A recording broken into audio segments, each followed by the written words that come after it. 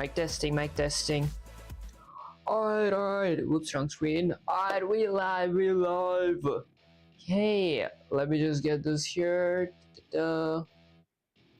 Okay, so what are we going to be doing this live? Let me just delete this. So this live we're going to be going through, well, I'm going to be learning about scope resolutions. Let me just say, Sensei, I'm live. Yeah, so last stream I went through match case statements, and well, I feel pretty good with match case statements. So this stream I'm going to be trying to master scope resolutions. Okay, let's see. Listen up, coders. The stream is, let me just mute the second monitor. There we go. Okay, listen up, coders. The stream is alive and the trading crowd is open. Okay, today Vivek isn't just writing Python, he's unlocking the secrets of scope resolution, the power to control which variable lives, which variables live, which die, and where they're allowed to breathe. Most beginners fear this concept. Most coders break their programs because of it. But not Vivek, okay? Not today. Today he becomes the master of visibility. If you're watching this, stay sharp, take notes, and when you think you've understood something, don't just nod, prove it with code. Let's go. Vivek, what are we working on today? Say the words and I'll begin the full scope resolution teaching. Okay, let me just go up here. Where are you from? I'm currently in the United States. Okay, so let's go here and say, Sensei, ready. Can we start off with a few broken codes for, actually, can we start off with you explaining scope resolution to me? Then we can start off with a few broken codes as a warm-up. Exclamation. And guys, ignore my typos, I'm not warmed up yet. Okay, so let's see. Yes, you're finally ready to sit this. Yes, you're finally ready. Sit tight and open that brain, cause I'm about to drill scope resolution in your soul. What is scope resolution in Python? Scope is where a variable can be seen and used. Scope resolution is how Python decides which variable. Okay, you mean, guys, ignore me if I can't read properly, I'm not warmed up. Scope resolution is how Python decides which variable, you mean where you use the name, okay? In Python, this follows the LEGB rule, and I will crush it into you now. LEGB, local enclosing global built-in. When Python sees a variable like x, it looks for it in the exact order, local inside the current function, enclosing the function that wraps around another function, global top level of the file outside all functions. Okay, I see. Built-in. Python owns Python's own words like print, length, range, etc. Okay, example, x equals global, out of order, x equals enclosing, define inner, x equals local, print. What does this print? Inner, outer. Answer, okay, it prints local because Python finds x in the local scope first. Oh, I see. So for this is the okay, so that's local. Oh, I see. Lol, you got that accent, man. Yeah, many people just say me I got that accent. Okay, let's see. Two scope keywords. Global keyword. Use this inside a function to modify a variable that exists in the global scope. X equals 10. Define change global x. X equals 99. Change the global x. Change. Okay. Guys, this honestly is going above my head. Let me hydrate up real quick. And make sure you guys are being hydrated and drinking enough water.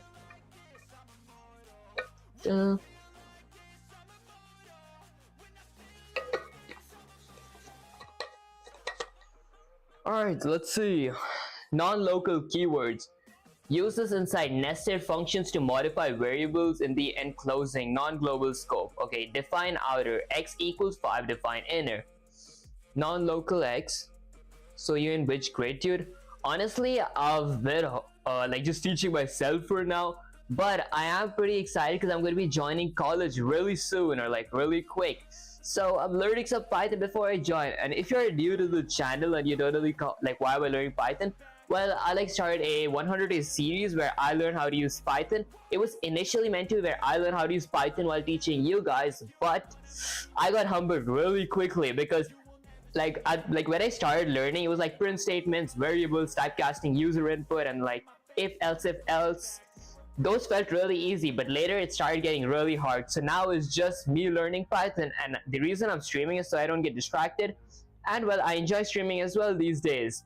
So yeah, if you're new to the channel and you're excited to see like my 100-day series, and well, by the end of this 100-day series, my goal was to make a game. So I'm going to be learning how to use spy games as well, but I'm learning the basic before I start. Oh my gosh, I can't talk right now. And ignore me if I can't phrase anything properly because I'm not warmed up yet.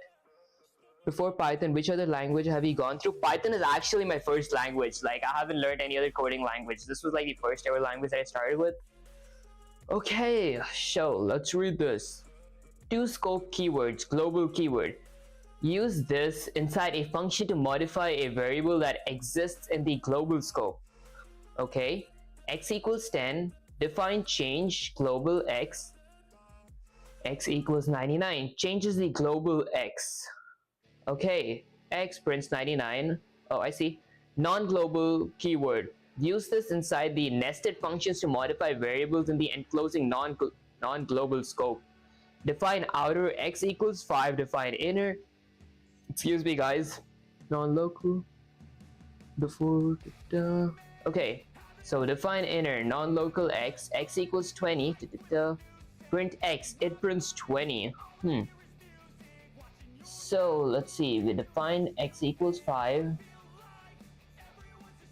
That's supposed to be the global variable, and that's supposed to be the local variable.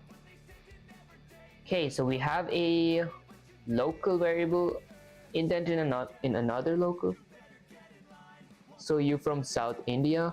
I've honestly never been to India. I'm pretty excited to visit India someday because like, yeah, I've rarely been to like most countries. I've just been to two countries. Okay, it's a little confusing. Let's see. Common traps. Accidentally creating a local variable. You mean to use a global one, modifying variables in nested scopes without using non-local. Thinking Python updates a variable in place when it's really shadowing in a new scope. How to remember LEGB. Locals eat giant burritos. Okay, I guess. L for local, E for enclosing, G for global, B for built-in. Now you're now primed for war. I'll now give you broken code examples that test your understanding of scope. Get ready to fix them one by one. Broken code warm-up number 1. Fix this. Okay, so I'm pretty sure that's a global variable. Define update x equals to x plus 5. What's wrong here? I might have a few more questions. Sensei, I feel like I haven't understood this properly yet. Exclamation. Can you help me figure out, or can you help me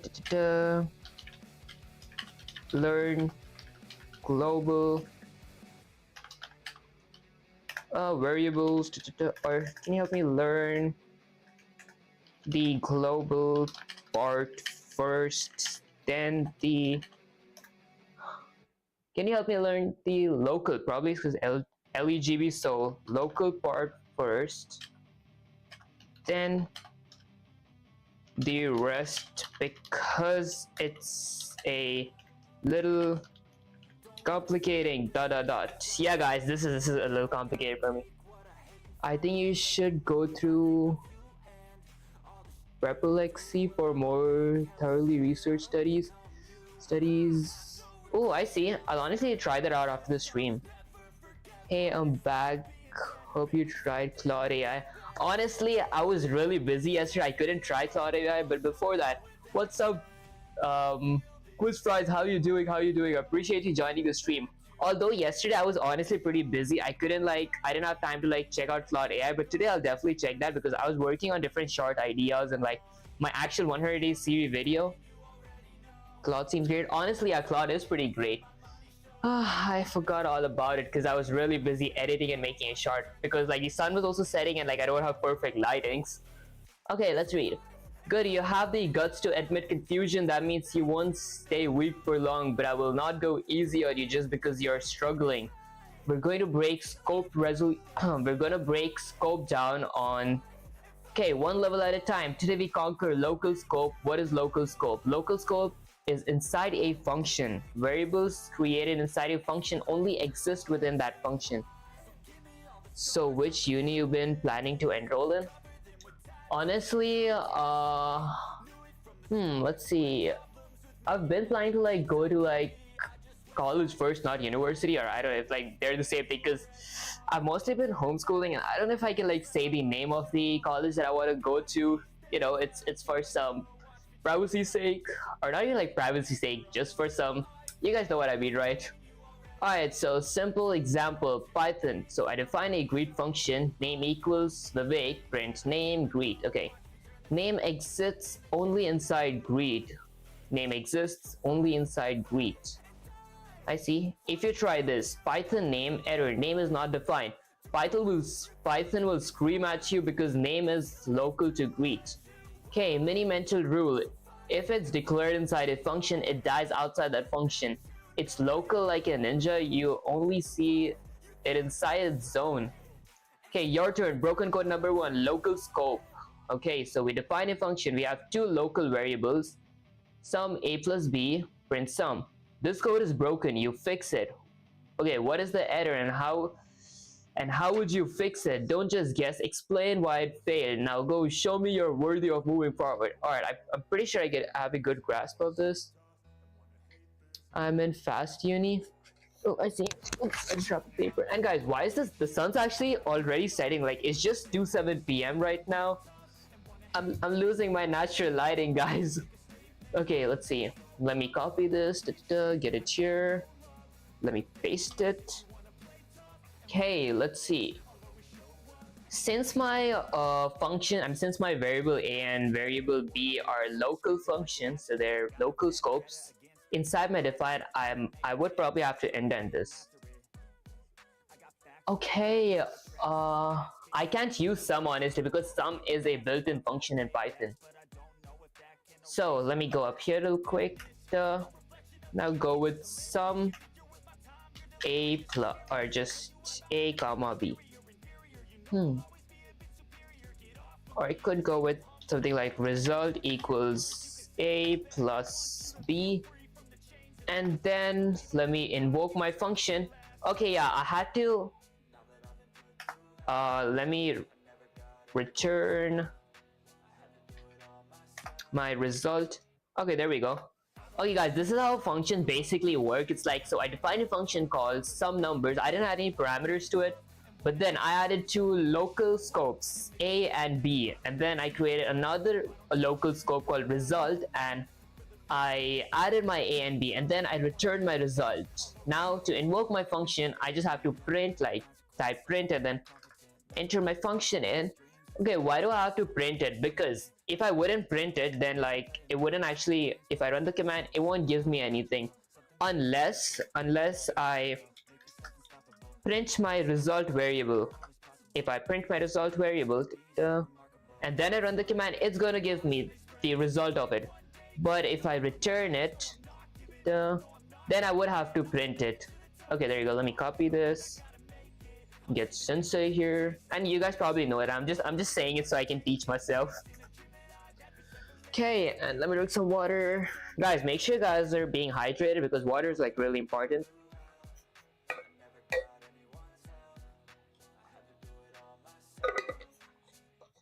Okay, let's see. Yes, that's how it's done. You're thinking like a real coder. Okay, you're fixed. So I defined a function called sum numbers. I didn't add any parameters to it, and then I added three local variables. First, a is 5, b is 5, c is result a plus b, and then I returned my result. And then I printed and invoked my function. You did exactly what was needed. Move the operation inside the function because a and b only exist locally. Return the value and print the result outside the function. Perfect. Okay, quick review. If you define a variable inside a function like a equals to b, it cannot be accessed outside that function. try to do so, okay, gives name error A, okay, is not defined. Ready for another? Here comes broken code number 2, local scope. So we defined a function called display message and added no parameters to it, and then we added a local variable which says I will become a Python master, and then we invoked our function inside of our function. Okay, that might be wrong. And then we printed our message. Okay, this doesn't make any sense.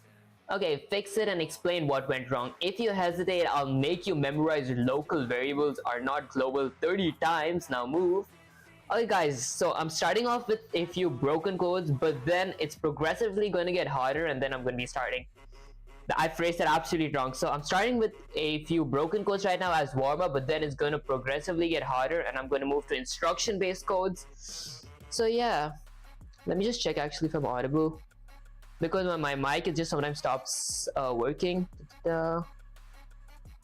Okay, there we go, perfect. And guys, we just hit 686 subscribers. I appreciate you guys so much. Alright, I guess I can't disappoint you guys. Let me copy the broken code, paste it here. Alright, so I already know what's wrong. I just gotta go back here, go up, and then return my message. There we go. And now I'm gonna invoke my function. My function name is display message. Now if I were to run the command, it's gonna say I will become a Python master, guys. Alright, let me copy that. Paste it. There we go.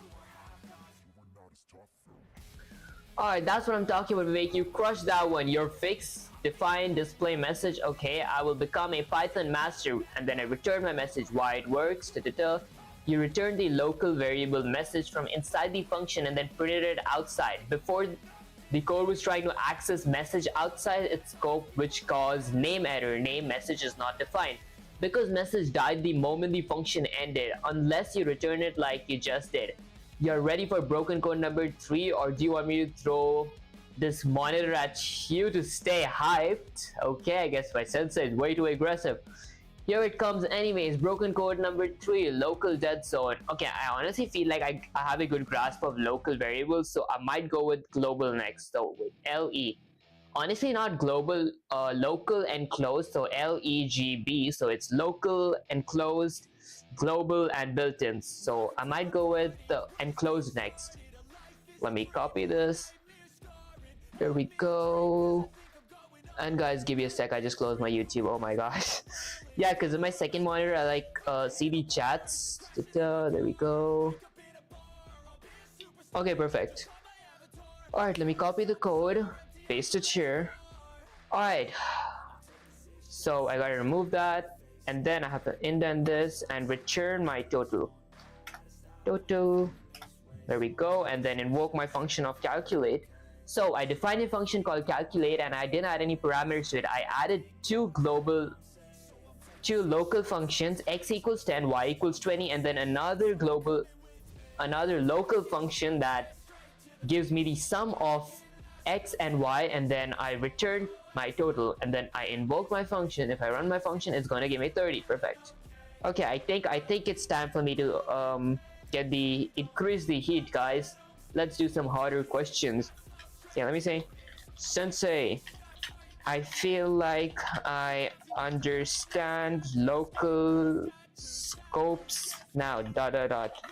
Can we do something harder? Actually, not harder. Can we go through enclosed scopes now? Question mark. Let me drink some water, guys. Make sure you guys are being hydrated.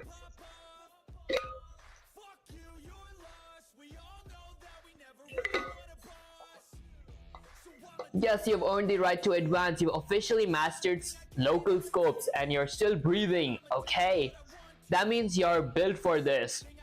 I don't know much about that, guys. Okay, your fix was perfect. So I defined a function called calculate, added a local scope of 10, a local scope of 20, and a local scope of total, which I set it equal to the sum of x and y, and then I returned my total and I invoked my function. You return the local variable total so it could be used outside. No return, no survival for that variable. Now entering enclosed scopes. Brace yourself. This is where things get slippery. What is enclosing scope? Enclosing scope applies to nested functions. What a function is when a function is defined inside another function, the outer function's variables become the enclosing scope for the inner. When a function is defined inside another function, the outer function variable becomes the enclosing scope for the inner one. Oh, I see. Think of LEGV again, local inner function, enclosing outer function, global file level built in Python's own stuff. Oh, I see. Basic example. So I defined a function called outer, okay, x. I'm from outer scope, okay. And then I defined another function inside of my first function, okay. Excuse me, guys. I printed x can access x from enclosing scope. Oh, okay, so it can access this x. Inner scope, outer scope. So inner, outer, okay. The inner function can read the variable x because it's in the enclosing function scope, but modifying it is another story. Quick rule: you can read enclosing variables from inner functions, but to modify them you must use non-local. You can read enclosing variables from inner functions, but to modify them you must use non-local. Okay, I guess. Next, let's do broken code number 4, enclosing scopes. You said you're ready, so don't wimp out on me. Okay, so I defined a function called outer. I added a enclosed scope of, and I set it equal to 0. Okay, so this is my enclosed scope, and then I defined another function called inner inside of my outer function. I added I used my enclosed scope here, and I plus equaled it to 1, and then I printed my count enclosed scope. Okay, and then I invoked my inner and invoked my outer. Why is this wrong? Fix it and explain what the problem was. Now, Vivek, don't lose momentum. Okay, let's start it, I guess. Alright, so let me copy that and hydrate real quick.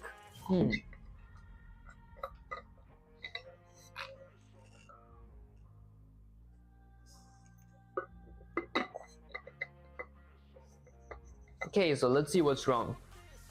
I define outer, which is equal to 0. Let's check what error we're getting. Okay, unresolved reference count. Local variable count is not used. Do I need to add a parameter of count here? And then let me invoke my... What if I run it? Type error. Honestly, I might need a reference on how to solve this. Okay, let me go up here.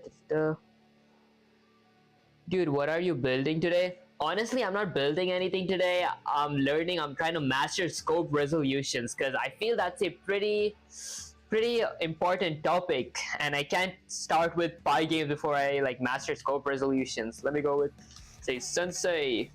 I mean, I honestly might build something later for fun. Sensei, I might need some help with this question. There you go, guys. Ignore my typo. I can't type while talking. ...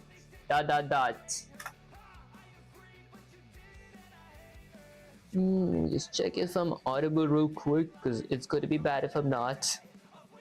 Okay, perfect. Okay, good. You're struggling because you've hit the wall that breaks most beginners, but you're gonna climb it. Bleed if you have to. Now listen up, Vivek. Why this code breaks? Define outer. Okay, so I defined an outer function. So I defined a function called outer. I added a local variable inside of that function. Actually, this is considered to be an enclosed right now, I feel like. Define inner. I define another function inside of my function and I called it inner. Count plus equals to 1, print count inner outer. The moment you try to modify count, Python says unbound local error, local variables count reference before assignment. Okay. Before, because by doing count plus equals to 1, Python thinks, oh, you must be trying to make a local variable called count. But there is no local count yet in inner, so it crashes. How to fix this? You must tell Python, yo, you didn't treat count as local. Okay, it's from enclosing scope. And that's what non-local is for. Fix, so I have an outer function. Oh, is non-local like a built-in function? Non-local count. This line tells Python to enclose count. Quick review. Use non-local when you try to modify a variable from an enclosing function without it. Python will assume it's local even if it's a same name variable exists outside. Okay, reading from enclosed works fine. Non-local modifying needs non-local. You survive this, but if you ever forget non-local again, I'll make you type unbound local error until your fingers cramp. Okay, read for the next broken code on enclosing scope, or do you want a quick summary before I throw it at you? Alright, so let's say we say ready sensei exclamation. Can I get some practice with the enclosed scopes topic question mark? That's what I want to hear. No FE. Okay, no fear, no stalling, just raw determination. You want practice with enclosing scopes, and brace yourself, because I'm dropping a few broken bombs on your head. I guess. Broken code number 5, enclosing scopes madness. So we defined a function called boss level, added a power of 9000. Hi, how you doing, DIY builders? Sim, I appreciate you joining the stream. Okay, and then I defined another function inside of my boss level function called activate. And then I print before power plus equals to 1, print after power, activate boss level. Why does it fail? Fix it. Explain exactly what's happening with power. Don't move until your explanation is perfect. Go, Vivek. If you fail, we type non-local 30 times. Alright, so let me copy this real quick. Paste it here. I already know what's wrong. I need to use the non-local function. Might have to not use this here. Let me go up here and type non-local power. It works. Okay. I have a question. Why did we have to invoke both of these functions? I might ask that as well. Before power level is 9000, after power level is 10,000. I guess the boss is getting stronger by 1000 levels, guys, or by 1000 stats, or is that? Yeah, I'm pretty sure that's called 1000 stat points. Okay, paste it and say, Sensei, I have a question. ...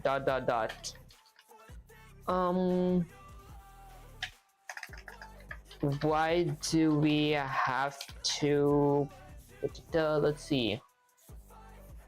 Why do we have to invoke? Okay, why do we have to invoke both our functions? And why is my activate function not invoked under my boss level function question mark? Guys, that might be pretty easy, but I think I'm too dumb to understand that. Vivek, that question is level 9999 intelligence. Okay, I'm actually proud you asked that. Okay, I'm actually proud you asked that, but I'm not gonna let you get away without total understanding. Sit tight, Sensei's gonna drill this deep into your head. Why you need to invoke both functions? Let's break this down line by line. Define boss level, okay. Power equals 9000. This line doesn't run until boss level is called, okay. Define activate. This just defines activate. It doesn't run until It just defines activate. It doesn't run it yet. Okay, non-local power. Okay, define activate. You call activate here inside the boss level. Oh, okay. Now let's walk through execution flow. Python sees define boss level. Cool. Save the definition. You call boss level. Now everything inside boss level starts running. Inside it, power equals 9000 gets defined. Then activate gets defined but not run yet. Okay, then you call activate. Boom, now it executes and modifies the enclosing power. But if you want to call activate, okay, but if you want to call activate, if you do this instead, define boss level, okay, power equals to that, define activate, non-local power, power plus equals to 1000, print after power, power level. Nothing happens inside activate because you defined it but you never called it. Oh, I see. It's just sitting there like a sword never swing. Okay, like a sword you never swing unless mental mode. Okay, defining a function, sharpening your blade, calling the function, striking the enemy. Bottom line, you must call a nested function manually from within the outer, okay, from within the outer one if you want to run it. And if you forget to call it again, I'll make you shout, I wrote a function that did nothing in your next stream. I guess we're not messing that up, guys. Okay, ready for the next and closing scope challenge, or do you want to write one yourself and I review it? Let's see. Honestly, sensei can we do a few instruction based questions now, question mark, one at a time though. Yeah guys, because most of the time like sensei just like passionate with like 5 or 10 questions. I'm like okay, all right, let's see. Finally, I was wondering when you start carving the real grind. No more broken codes until you build it from scratch, one at a time. No slacking. Instructional question number 1 and closing scope. Write a function called game engine that contains another function called boost. Inside game engine, create a variable equals to speed. Inside boost, create... Guys, it's actually thundering outside. It's even raining if you can hear it. Inside my boost function, okay, increase speed by 50, then print the new speed inside boost. Make sure boost gets called from inside game engine, finally called game engine so it runs everything. This will test variable access and enclosing scope, modifying the non-local proper function structure and calling. Write that code now. I'm watching, don't get lazy on me. Alright, I guess let me just get up here. Okay, perfect. This might be a little confusing, guys. Let's see. Let me drink some water real quick, guys, because my brain doesn't work until I'm not hydrated.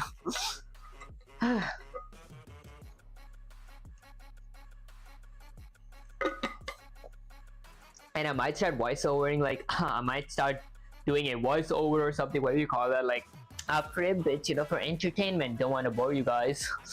Okay, so I write a function called... I define a function called game engine, okay, that contains another function called boost. So let me add a pass parameter. And guys, if you guys don't know what pass means, pass is basically a placeholder.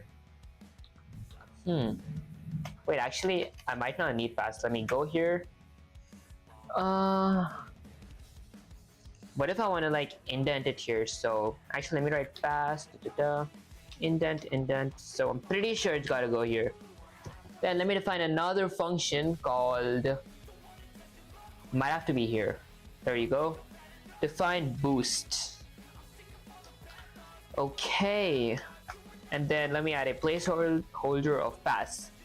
Alright, so inside game engine, create a variable called 100. So I'll create a enclosed variable called speed equals to 100. Okay, inside the boost function, increase speed by 50. So let me go with non-local. Non-local speed. Okay, and then speed plus equals to 50. There we go.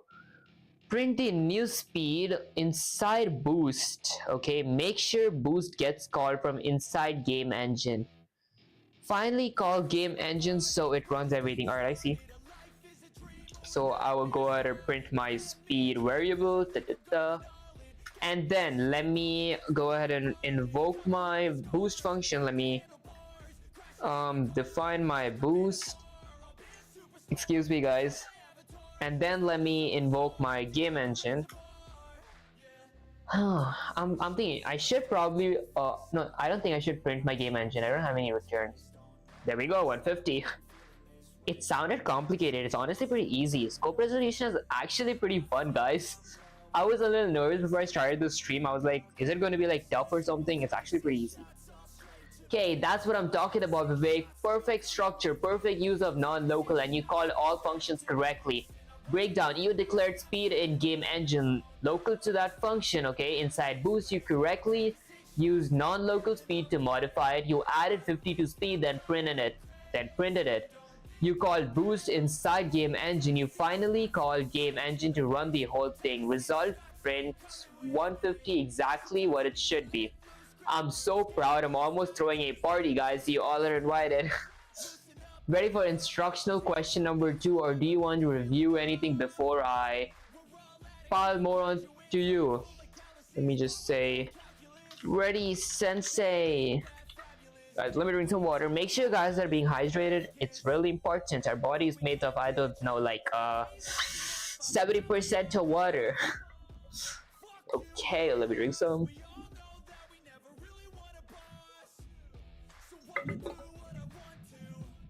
Alright, let me actually try doing some voiceover for entertainment, guys. Fine, you ask for it. Here it comes. Instructional question number 2. Instructional question number 2. In closing scope, write a function called level manager that contains a nested function called next level. Inside level manager, create a variable level equals 1. Inside next level, increase level by 1 and print level is now x, where x is the updated level. Make sure to call next level twice from inside level manager. Finally call level manager so it runs everything. Show me you can handle multiple nested calls and keep track of enclosing variables. Write the code now. Alright, guys, I guess, wait, let me just actually check if I'm audible. Alright, perfect. That puts a lot of strain in my throat. I guess we're just going with a regular voice. Okay, so I start off by defining a function called level manager. Let me define level manager. There we go. That contains a nested function called next level. Next, so let me define another variable called define next underscore level. Okay. Okay, inside next level, create a variable. Inside level manager, create a variable called level 1. Okay, so I will create a enclosed variable called level equals to 1. Okay, there we go.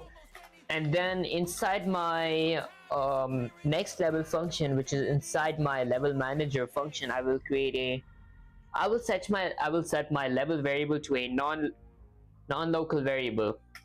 Okay, and then inside the next level, increase level by 1 and print level is now x, where x is the updated level. Increase level by 1 and print level is now x, where x is the, okay, I see. So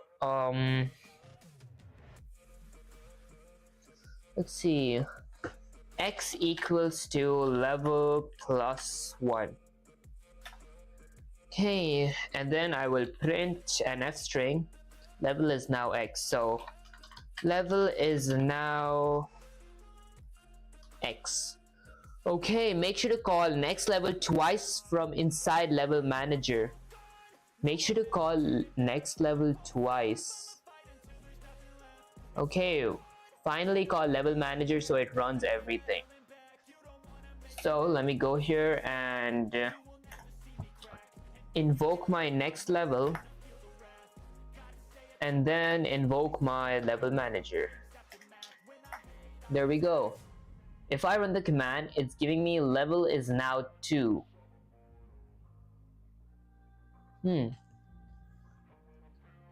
Although I didn't understand why did Sensei say me to invoke my level manager the next level twice.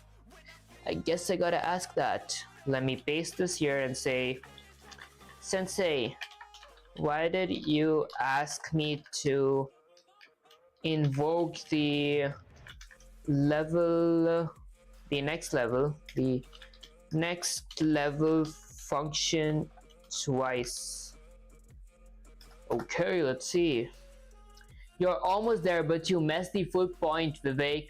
Okay, you missed the full point. Vivek, listen up, because this is more important. Okay, why I asked you to call next level twice, the idea is to show the enclosing level actually changes between calls.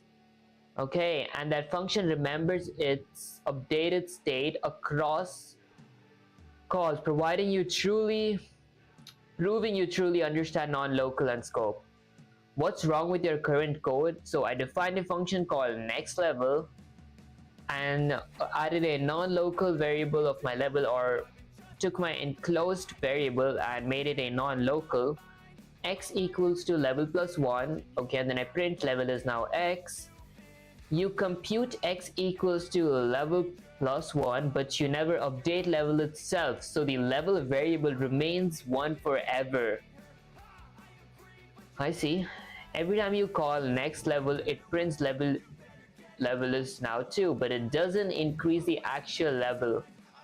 How it should work, you excuse me guys, use non-local levels, modify level directly, level plus 1, print the updated level, call next level twice to see it increases from 2 to 3.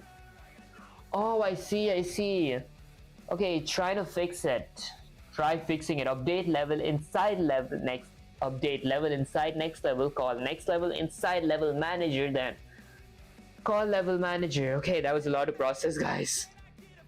Alright, now fix it and show me you can make the level rise like a true champion, or do you want me to force it down your throat? I guess I try fixing it. Okay, so I gotta invoke it twice. So let's see what happens if I invoke it twice. Level is now 2, level is now 2. Okay, so I need to update it. Let's see what did Sensei say to do. Update level inside next level. Okay, I did that. Call next level twice inside level manager. Oh, I can't call it inside level manager. Use non-local level, modify level directly, level plus equals to 1. Oh, I see. Oh my gosh, that was kind of stupid. Wait, doesn't this work? I can go with level. This should honestly work. Oh wait, plus equals to 1. There we go. Okay, the reason it wasn't printing it because actually the reason it was just printing level 2, like your level is now 2, or like level is now 2, because I added a separate local variable x inside of my next level function, if that made any sense, and then I printed that. I didn't print my level, so my level will always remain level plus 1, but level plus equals to 1 means I'm adding my level to this level. Okay guys, that was genius. Oh my gosh. I can feel it, guys. I'm soon going to be able to use Pygames. I don't know, this is like day 45 or something of learning Python. Okay, that's what I'm talking about, Vivek. You fixed the code, updated the variable, and called the function twice like a true Python warrior. The output level is now 2, level is now 3. You absolutely nailed this. You're not just reading variables anymore, you're dominating their changing state across multiple calls. Now that you've got enclosing scope on lock, what's next? More practice, or do you want me to throw you into global scope hell? Honestly guys, should I move on to global? Nah, I think I need some more practice with local. Okay, Sensei, can I get some more practice with enclosed functions question mark? Guys, if you guys are like new to learning Python and everything, there's one really important thing. I'm never messing up with that thing. I'm gonna get enough practice before I move on to the next topic, because I don't want to move on to new topics and like do everything quickly and speed run through the whole thing just to forget everything at the end. That's really bad. So make sure you get your practice really, make sure you practice thoroughly before moving. Hell yeah, Vivek, you want more practice with enclosing functions? Then I'll give you some, but no slacking. Each one will be tougher. I want you sharp. Practice 1, enclosing function chain. Write a function called countdown that contains a nested function called step. Countdown should create a variable num equals 3. Okay, so I should write a function called countdown that contains a nested function called step. Countdown should create a variable called 3. Step should print current num. Okay, decrease num by 1 using non-local. Call step 3 times inside countdown. Finally, countdown so it runs all 3 steps. This will test your grasp on modifying enclosed variables multiple times. Okay, show me your code now. Okay, I see. And guys, if I'm reading like a complete toddler, is because I'm trying to process it in my brains. Okay, let's see. So write a function called countdown. So I will define a function called count underscore down. I'll add a parameter to it. I won't add a parameter to it. And then I'm going to add another function. I'm going to define another function inside of my function called define step. There we go. Okay. Countdown should create a variable. Okay, number 3. Let me add a placeholder as pass for now. I will create a variable called num and set it equal to 3. Decrease num by 1 using non-local. Okay, so I will first non-localize my num, if that's how we say it, like non-localize your enclosed function. Actually, it's not. I don't think it's non-localized. It's like it's something that says I'm using a non-local function, right? That should make sense. Okay, let's see. Num minus equals 1. And guys, what is this minus equal and like plus equal is? It's called an augmented assignment operator. So it's an easier and more efficient way than to write num equals to num minus 1. It's actually not much, but there's an easier way. Just minus equals. There we go. In case you guys didn't know it, just saying. Okay, and then I will print decrease num by 1, call step 3 times. I should probably return my num. Okay, and now let me invoke my function step, and then let me invoke my main function, my count function, the first function that I created. If I run the command, I would have to print them, guys. Okay, the reason I have to print it is because I don't have a print statement inside of my functions. Instead, I have a return, and if I have a return, then I gotta print it. Print. There you go. Might have to actually, let me just run this real quick. Okay, it gives me 210. Yeah, okay, that should work. Let me copy this. Get this here. I'm a bit late, lol. Did you watch my stream I sent you? Alright, welcome to the stream, C Show. I appreciate you joining the stream. And honestly, I actually didn't watch the stream because yesterday night I was really busy. I was like working on making making a different kind of shot that you guys might like. And I didn't have time to make a thumbnail. I made the thumbnail just like today morning before I started the stream. But I'll definitely watch it today.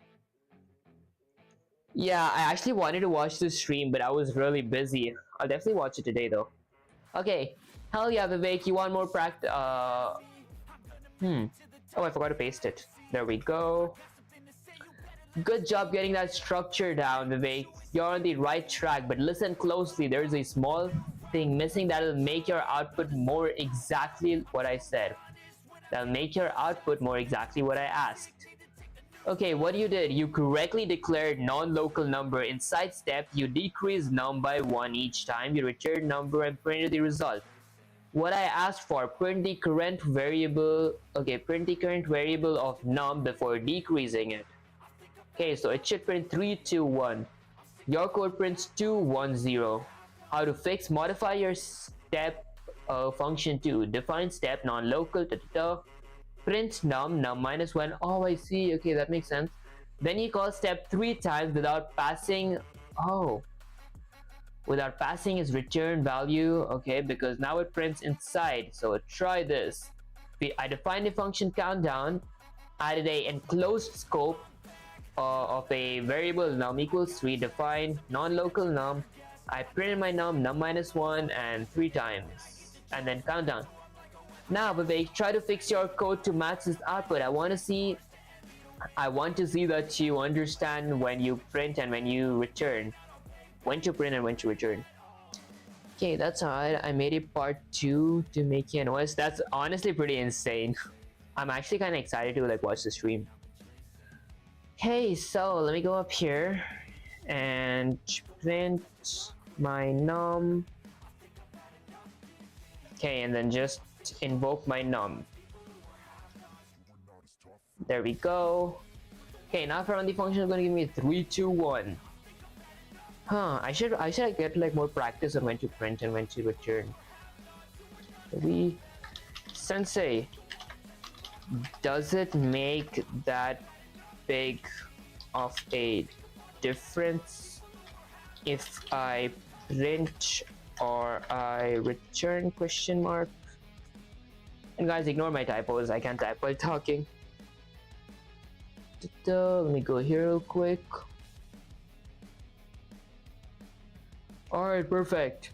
Listen up, Vivek, this is a fundamental question. If you let me drink some water, guys. Make sure you guys are being hydrated. Yeah, it's going to be impossible for me to read all this without some water.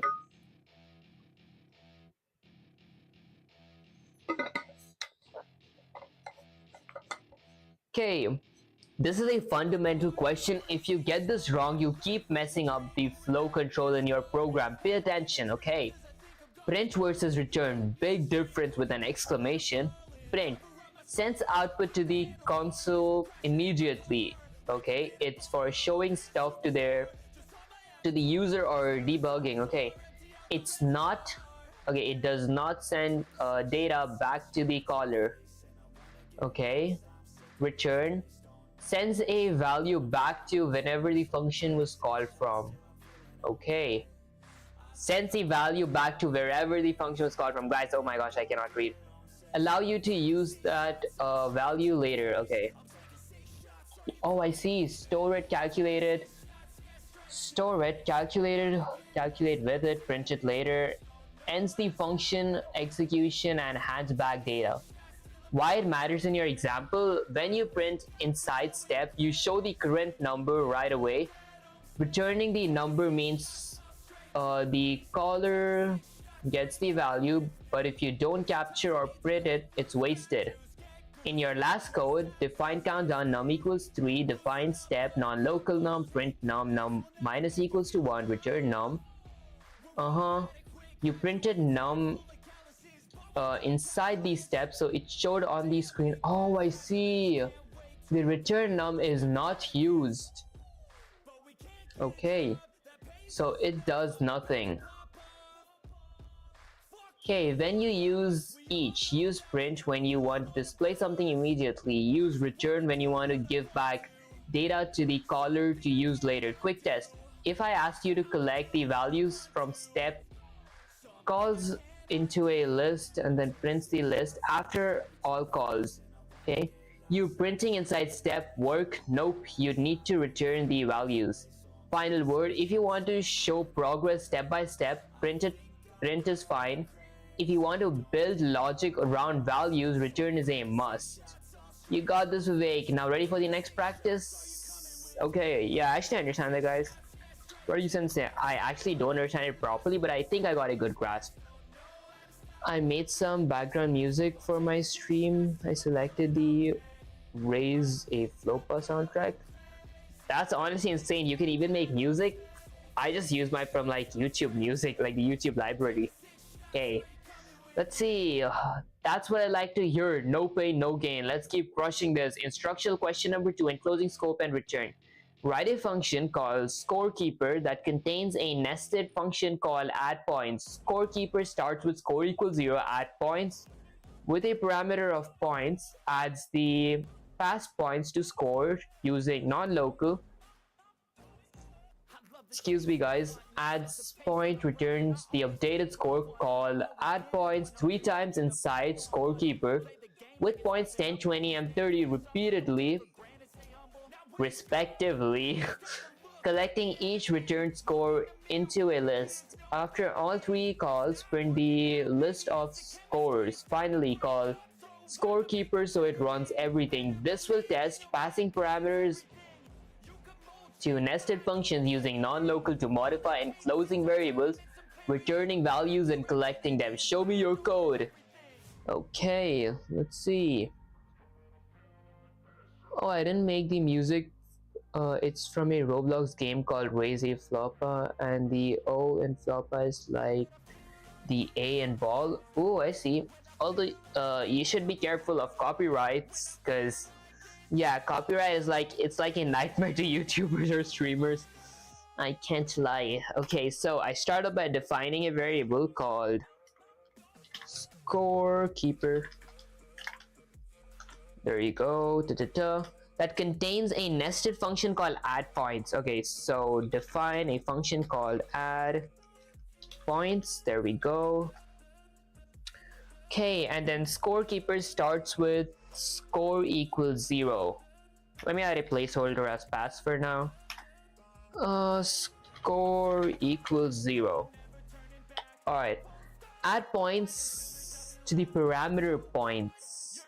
Okay, add points to the parameter of points, adds the past points to score using non-local. Guys, I'm using 1000% of my IQ right now. Let's see. Add points adds the past points to score. Okay, so a non-local. I will get my score here. Add points returns the updated score. Call add points 3 times inside scorekeeper. Guys, let me show you guys what I'm reading. Okay. Call add points 3 times inside scorekeeper with points 10, 20, and 30. Okay, respectively collecting each return score into a list. Okay, so first I define a function called scorekeeper that contains a nested function called addPoints. Okay, I see. Score underscore keeper starts with score equals 0. Okay, I did that. Add points with the parameter of points, adds the past points to score. Adds the past points. Oh, I see. Using non-local. Add points returns the updated score. Okay. Call add points 3 times inside scorekeeper with points 10, 20, and 30, respectively, collecting each score into a list. After all 3 calls, print the list of scores. Finally, call score so it returns everything. Oh, I see. Alright, let's see. So, my points parameter plus equals to my score. Actually, it should be the opposite. It says that add points with the parameter of points adds the past points to score. So the past points should be added to score, not the other way around. So score plus equals to my points. There you go. Okay. Add points returns the updated score. Return score. Okay, call add points 3 times inside the scorekeeper. Okay, with points 10, 20, 30. Ah, I see. Okay, let me go ahead and wait, didn't I add a okay, I added a non-local function. Let me go ahead and invoke it. This thing should most likely be indented here. There we go. Okay, now I got to invoke my function 3 times. So add points 10, then add points 20, then add points 30. Okay, there we go. And then I called my scorekeeper function. Okay, so I need to store them in a list. Return my score in a list. Let me go ahead and print this. Okay, perfect. Now let's run the command and hope it works. None. Most likely I have to print these. Okay, let me print that. Print that. And print my add points 30. And I wouldn't have to print this anymore. Okay, now if I run my command, it gives me 10, 30, 60. Is this what I had to do, guys? Let me go up here, copy it and paste it. Control V. Sensei, did I mess up or get it correct? Okay, guys, ignore my typos. Okay, I spelled correct wrong. You're so close, Vivek. I see the fire, but your aim's a little off. You're not failing. You're just about to level up harder if you listen closely. Ready? What you did right. You used non-local score, yes. Updated score with plus equals point, yes. Called add points 3 times, yes. What went wrong? You returned a list of score which traps the score inside a list every time. So your output 10, 30, 60. But what we want is to collect the individual scores, just numbers, into a single list like this, 10, 30, 60. Also, you're printing each score at one at a time. Instead, I want you to build a list, then print the whole score. Print the whole list at the end. Oh, I see. Sensei's example. Don't copy, understand. Here's how it should work. I defined a variable called scorekeeper, score equals 0. I defined another function, not a variable. I defined a function called scorekeeper, added a enclosed scope of score, which is equal to 0, and then I defined another function under my scorekeeper function. I named it add points, added a parameter of points, and I non-localized my score, if that's how we say it. And then score, I plus equal my score to points. I returned score. Okay, score equals to a list. Collect. Okay, so collect return scores here.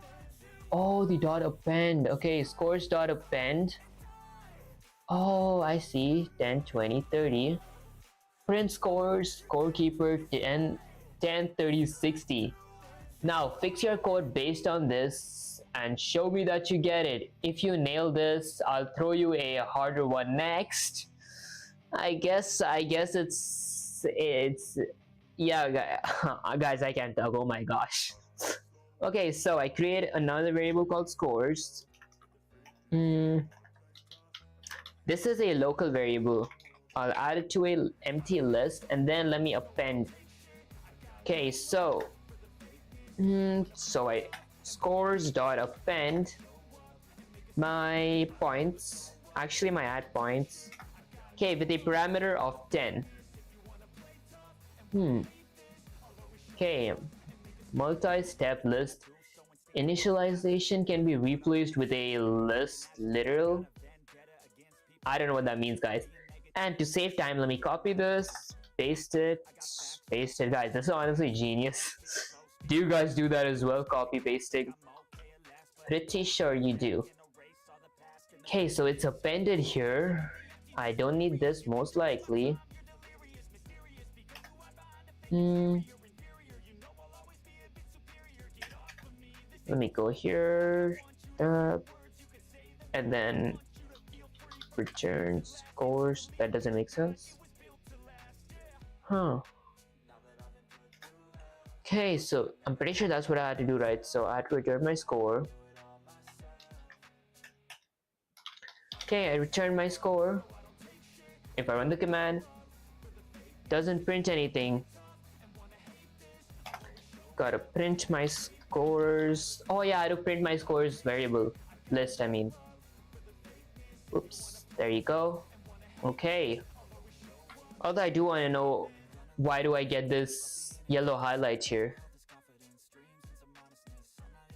Okay, let me go here, Control V, and say, Sensei, it works, but why did I get a yellow underline on my scores equals to a empty list local scope variable, if that's what we call it. Let's see, let me drink some water. Make sure you guys are getting hydrated enough, because water is really important, guys.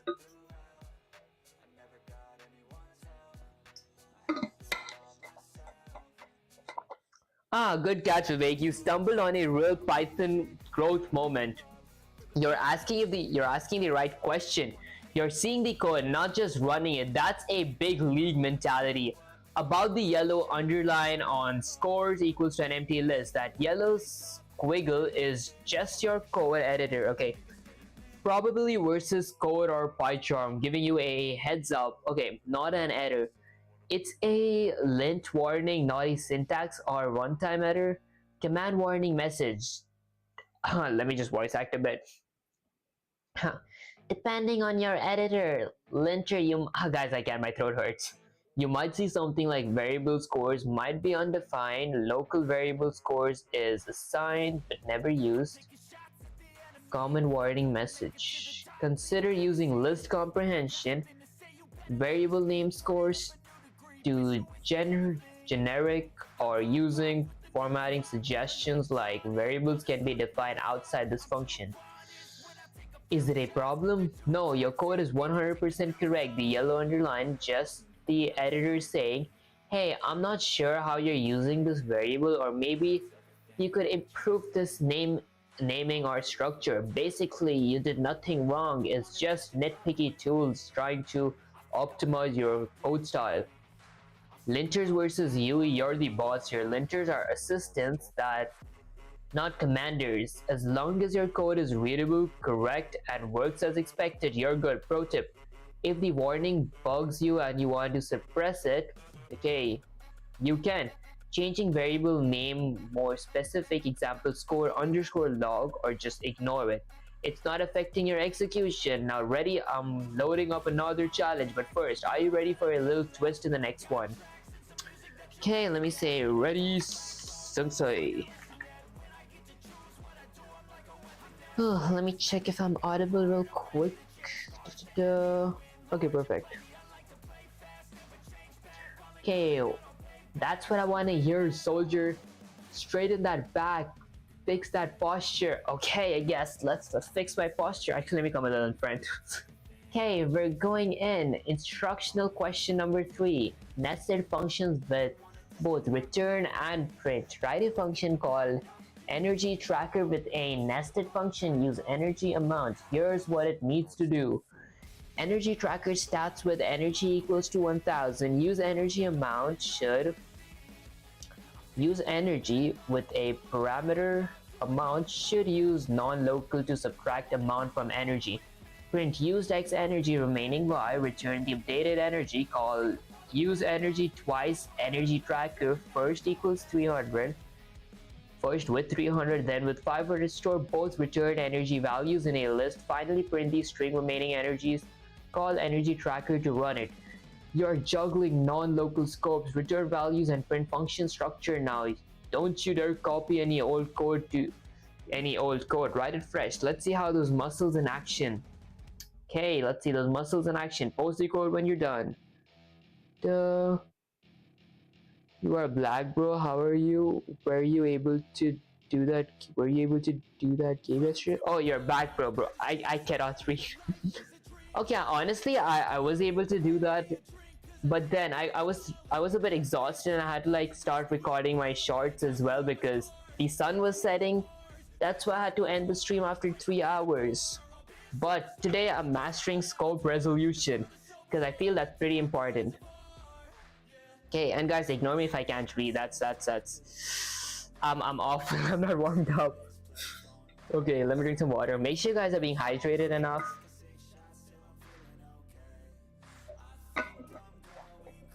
And a quick shameless plug as well. If you guys aren't subscribed yet, make sure you guys subscribe. I'm really close to 700 subscribers. I might add the shameless plug counter real soon. Okay, so I define a function called define energy tracker. Ignore my typos, guys. Oh my gosh, I can't type it. Okay, there. And then I have another function defined inside this function that is energy. Okay, I forgot to define, my bad. So define. There you go. Energy. Okay, use energy amount should. So used energy with a parameter of amount. Oh, this should be used energy. Okay, with a parameter of amount. Okay, I'll add a placeholder. I'll add pass as my placeholder for now, and then energy equals to 1000. Guys, I've never struggled to type this much. Energy, like it's like a finger twister for me. Okay, let's see. Use non-local to subtract amount from energy. Print used X energy remaining Y. Okay, let's see. Non-local. So let me non-localize my energy. Okay. And then use non-local to subtract energy from energy. Subtract amount from energy. So my energy, actually this should be 1000 not 100. So email energy minus equals to my amount. There we go. Okay, print used X energy remaining Y.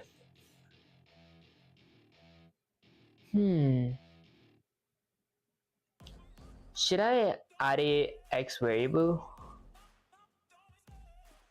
Okay. Let me keep something like Y. Y equals to energy minus amount. Okay, and then I will print something. I will print an F string used X energy. So used amount energy. Okay, used amount energy, full stop, remaining.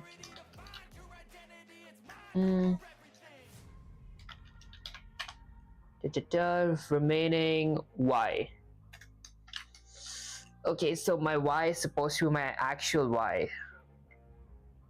Okay, and then return the updated energy. So I will, let me just show you guys what I'm reading.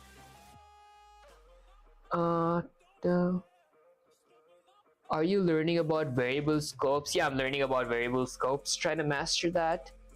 You're like my younger brother, struggled to code. I know it's really tough, but I guess we're getting through. We're scraping by. Meanwhile, me flexing my code skill on him. I so can't relate.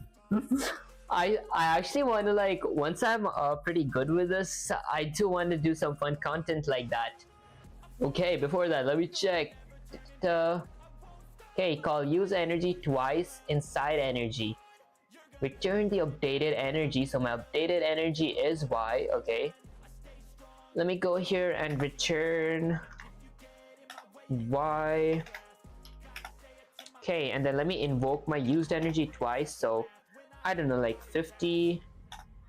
And then used energy, let's go with 28. Or I don't know, like 87. Okay. And then let me first with 300, then with 500. Never mind, I guess since they already said me how much. 300, 500. Store both returned energy values in a list. So I will have to make a store equals to whoops, store equals to a empty list, and then store dot append. Okay, store dot append, there you go, and then store dot append. Okay, then let me print my store. Now let me invoke my main energy function, energy tracker. If I run the command use 300 energy remaining 700, use 500 energy remaining 500, 700 and 500. Okay, so control A to copy, control C, actually control A to select, control C to copy, there we go. Are you Tamil? I honestly don't know Tamil. I might learn it. I'm pretty good in Hindi, but I'm really fluent in English. Okay, now he is Indian origin, US citizen, I guess. Yup. How many screens do you have, bro? I only have one of my laptop. I honestly have like 2 monitors. Like, let me show you guys. Wait, actually, let me open my OBS so I can actually clearly show. Okay, there you go. So, I have my first monitor here where I like actually stream and everything. And if I go here, this is my OBS monitor where I like read chats, but it's still kind of this thing. And here's my here's my cheap little background. All right, let me go back up here. Okay. All right, you're on fire, Vivek. Okay, you are on fire, Vivek, but listen up, brave warrior. You just made a classic battlefield mistake in a critical moment. That looks like a studio setup. Honestly, it's not a professional. Like, I usually like I'm using my bed as a table. Like, all my items are on my table, and I like sleep in this floor mat these days. If you guys can see this, I just like lay it open and then sleep here, and then I wake up, I just close that back, get my chair back, and get to work. It's honestly, I'd say it's pretty, it's pretty compact. Like, I have very little space to work in, but I'm glad I can like fit my monitors and like my camera here. All right, so you got these right. Use non-local energy. You know what you're doing. You passed an amount correct, collected return value smart, put it inside the nested function. Nice touch. Call the function twice. Yes. The one mistake you wrote, y equals energy minus amount. Print an f string used amount energy remaining y, return y. But that never updates the actual energy. You're just calculating y and printing it.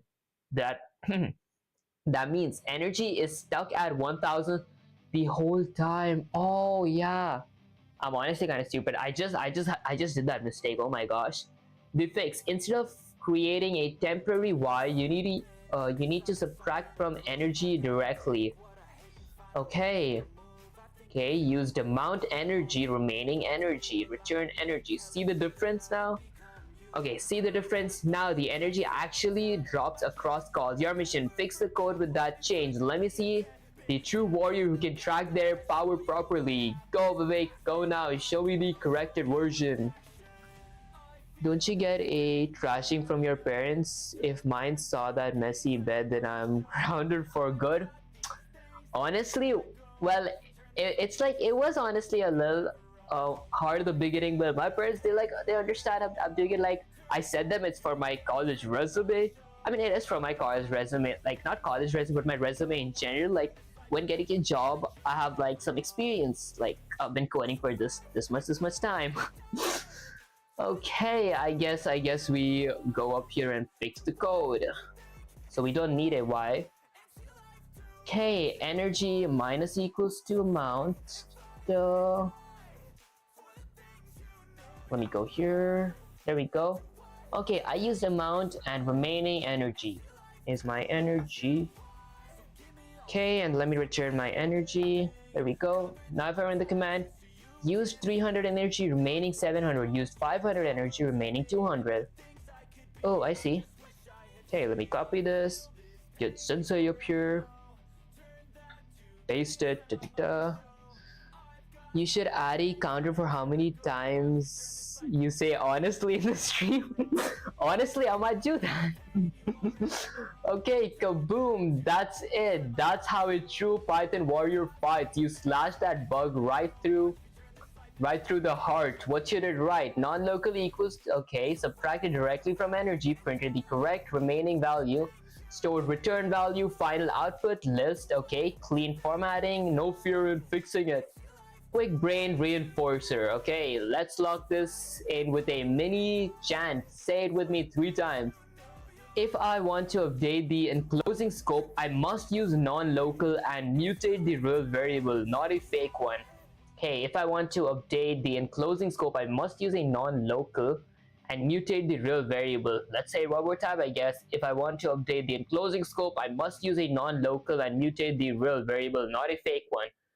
Oh, I see now. Okay, say it again. Say it again and again. Burn it in your brains.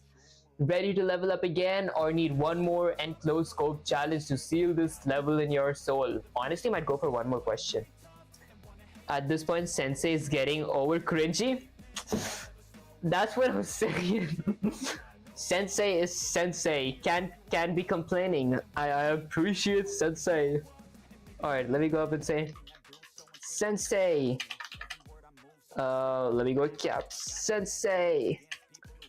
I think I need one more and closing question then we can move on to, let's see, so it's LEGV, so local, enclosed, global. Then we can move on to global scopes. There we go. Okay, try Claude, you would love it. Honestly, yeah, today I don't think that I am gonna be making a short, but I already know what kind of short I'm gonna be making. So as soon as I'm done with that, I'll definitely try the Claude one, and next stream probably I'll be using it as well. Okay, that's the spirit I want to see. No escape, no shortcuts, we master before we move. Okay, final enclosed scope challenge. Let me drink some water real quick. Guys, make sure you guys are being hydrated enough, because water is really important.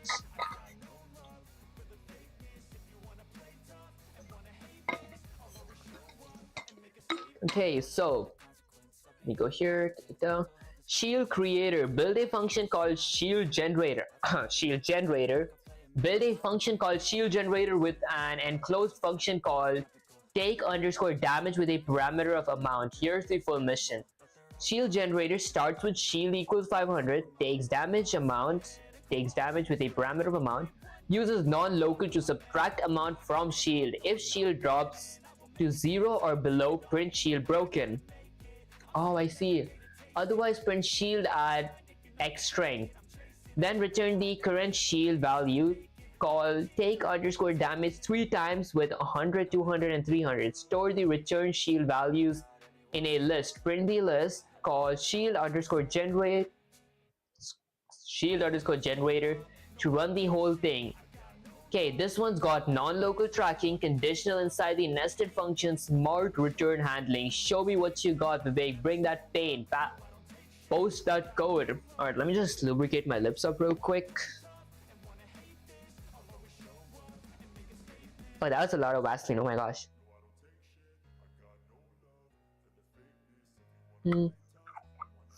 I hope that it doesn't make my lips look like jellyish. Okay, perfect. Let me get this here real quick. Okay, perfect. So it starts with build a function called shield generator. Okay, so I will define a function called shield generator. There we go. Okay, with an enclosed function called take damage. Okay, with a parameter of amount. So I will define another function called take damage. Okay, with a parameter of amount. I will add a placeholder for now as pass. Okay, here's the full mission. Shield generator starts with shield equals to 500. Okay, so shield equals to 500. Okay, if shield drops to 0 or below, okay, print shield broken. Okay, so guys, should I be a little fancy and use like conditional expressions? Let me use it, I guess. So if shield is less than or equal to 0, I will print shield broken exclamation. Okay, otherwise print shield at X strength, else I will print an F string. I can't print an X string. Okay, no, but I can. Okay, shield at, might have to indent this or something. I can't. Statement seems to have no effect. Local function take damage not used. Let's see what happens. So shield at shield strength. Okay, this doesn't look right. Okay, let's go with the next one. Then return the current shield value. I will return shield. Okay. Then the call take damage 3 times, 100, 200, 300.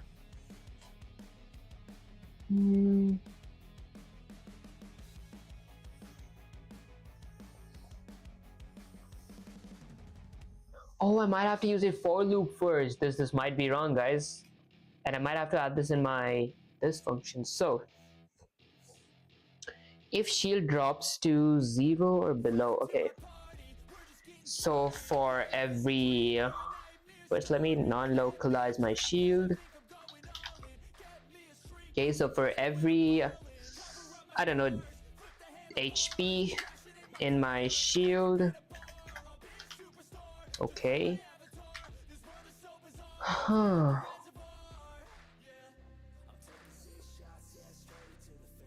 If, okay, let me actually not be fancy and use the regular if else if. So if my shield is less than or equal to 0, I will print shield broken. Shield broken exclamation. Else I will print shield shield at X. Shield at shield HP strength. There you go. And guys, ignore my typos. I cannot type while talking. Print. Do I have to print it? Oh wait, actually I don't have to print it. I should probably return it, right? Honestly, might have to just return it. Okay, I think I gotta print it. No, actually, I missed a code. Oh, this is also kind of genius. Let me actually return. There we go. Both works. Alright, so let me go up here and like brainstorm a little. Call take damage. So I gotta subtract my shield by amount. So my shield minus equals to my amount. Okay, and then let me invoke my function. Actually, let me just add a store variable. Store equals to a list. I'll store my damage in a list.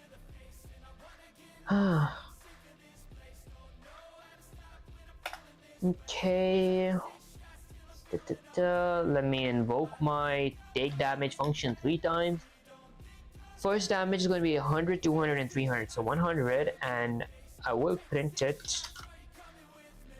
Okay, and then, guys, this is like 300 IQ. Let me just copy it. Whoops. Let me copy this. Paste and paste. Okay, 100, 200, and 300. Okay, then return the shield value. Call take damage 3 times to editor. Call shield value running the whole time. If shield drops below, say shield broken. Okay, did that. I guess this is pretty much it. Let me invoke my shield generator. If I run the command, shield at 400 strength, shield at 200 strength, shield broken. Although, let me go ahead and print my shield first before I subtract this. Print my shield. Okay, now if I run the command, 500, 400, 200. Would it work if I return it? Return shield. 500, 500, 500. Honestly, might have to go with this down here. So I go there. Let me print my shield. This should work. 400 shield at 400, 200 shield at 200, 100, negative 100 shield broken. This doesn't make any sense.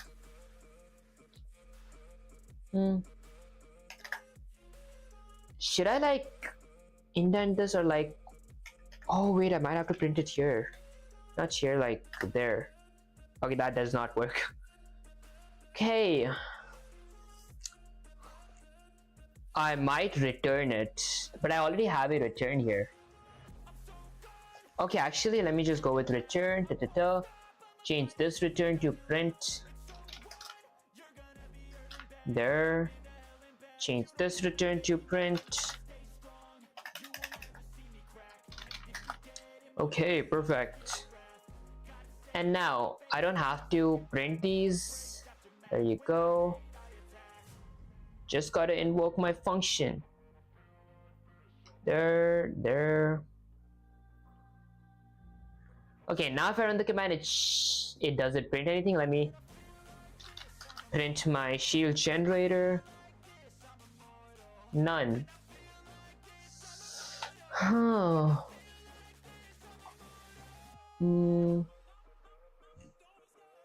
Okay, I think I'll just go with the next best option, which was that.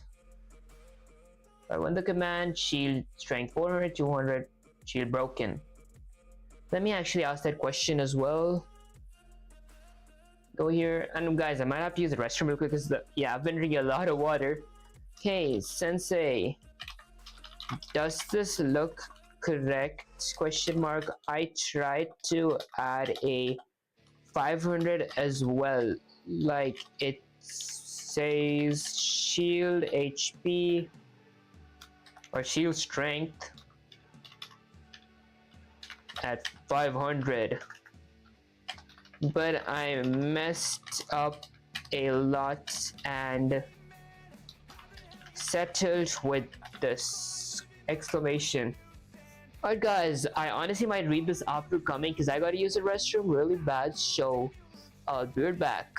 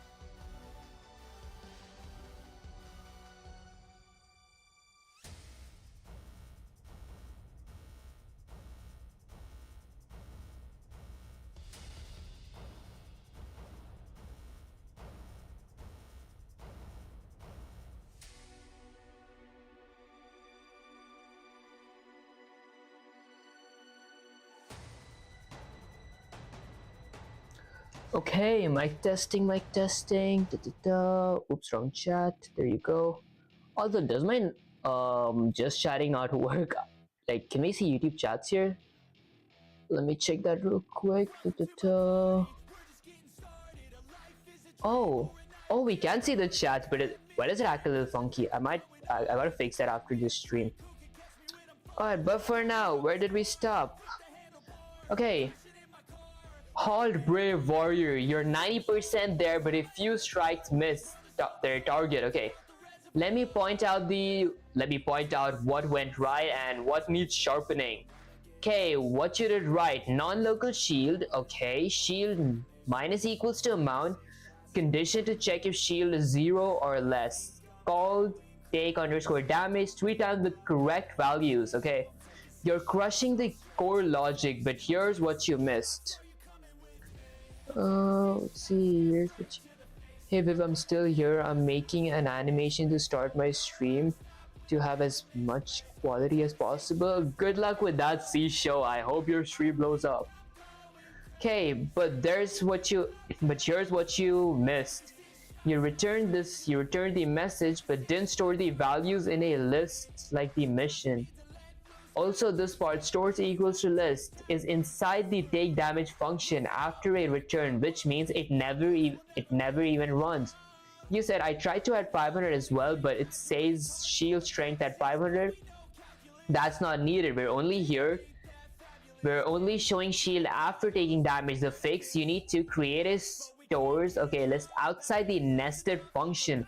Oh, I see. Append the return values from each take underscore damage call, then print these stores at the end. Okay, here's how to think about it. Not the code, just logic. Starts with shield equals 0. Okay, each damage call updates it. Depending on how much is left, you return a string. Save those messages into a list. Prints the whole list at the end. Okay, I see. Okay, yeah, it took me a second to process that. Okay, now get back in, fix that structure, and deliver me that final version to seal this enclosed scope in your bones. Go, go, go. Okay, let's go. So firstly, I had to get this stores outside my function. Honestly, I define a function called shield generator. My shield is 500. Take damage, I parameter of amount. I non-localize my shield variable, and then shield minus equals to amount. And the reason we're using minus equals to, not shield equals to shield minus amount, because this is called a augmented assignment operator. Okay, if shield is less than or equal to 0, return shield broken, else return shield at shield strength. And then stores my... Oh, I see. Okay, guys, my bad. I gotta go with stores.append dot append, take damage, there we go. And now let me copy this, paste, control V, paste, control V, change that to 200, change that to 300. Okay, and then print my stores. Okay, now if I were to run the command, shield at 400 strength, shield at 200 strength, shield broken. This looks perfect, guys. Okay, actually now it's time that I start doing LEG, global scopes, because I feel pretty good with enclosed and local scopes. I forgot to say sensei, oh my gosh. Okay, yes, guys, I don't know, that's how you say it. Okay, Vivek, you've just slammed this challenge to the ground and danced on it. It's coated corpse. Review time. Let's double check your kill streak. Non-local shield. Okay, shield minus equals to amount. If proper if else condition, list outside the inner function correct appending of return values. Single call to shield generator runs the whole sequence. Output of your code, shield at strength 400, shield at strength 200, shield broken. Perfect. Bloody victory. Okay. Final and close scope status mastered. You're now ready to tackle global scopes. I didn't even have to say sensei. Sensei is just sensei. Global scope, the place where variables roam free and chaos brews if you lose control. But first, a proud sensei stands before you, gives you the tightest hug, ruffles your hair with pride. Guys, I'm not blushing. Okay, you earned it, warrior. You didn't flinch, you didn't quit, you studied, you fought, you conquered. Go take a 10-minute power break. I already took a break, guys. Hydrate, walk, breathe. When you return, I'll be waiting with global scope in one hand and hell in the other. Say the word when you're back. Let me drink some water, guys. And make sure you all are hydrated as well. Okay, let me drink some water.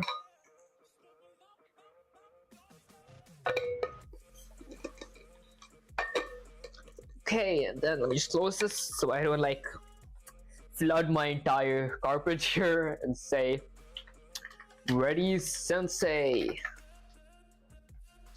Alright guys, and we just hit 689 subscribers. I appreciate you guys so much.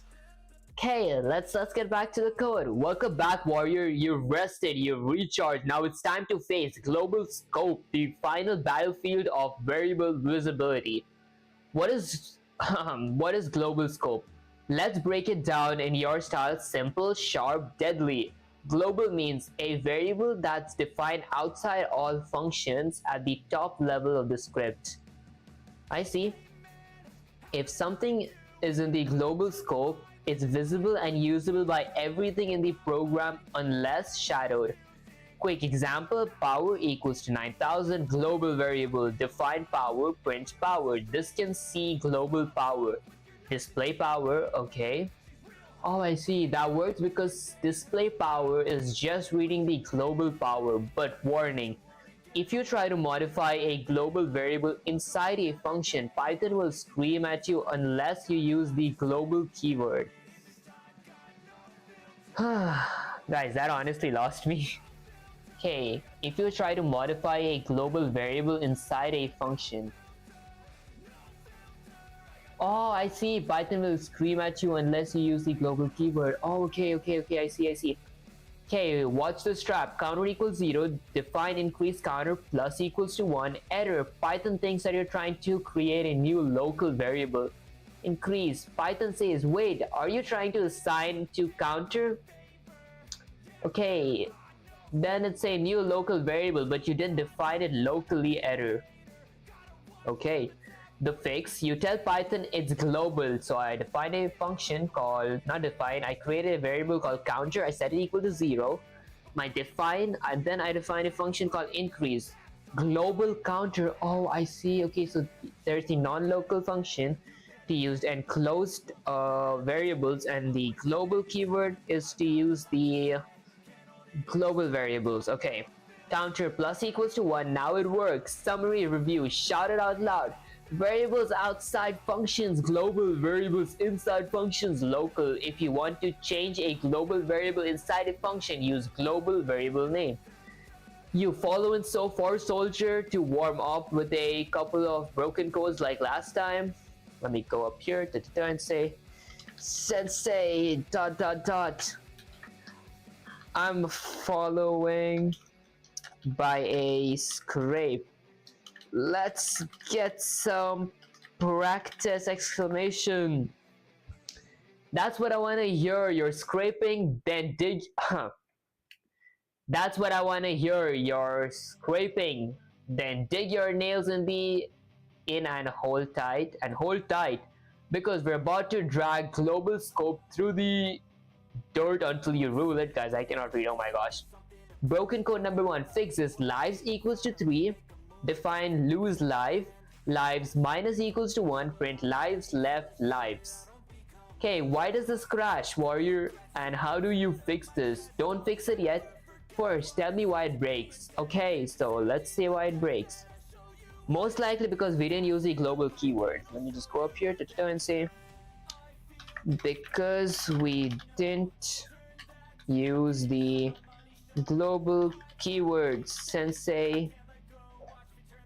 That's exactly right, Vivek. Finally, some brain cells are firing. Python sees lives minus equals 1 inside lose life and thinks you're trying to create a local variable called lives, but since you never initialized it inside the function, it throws an error.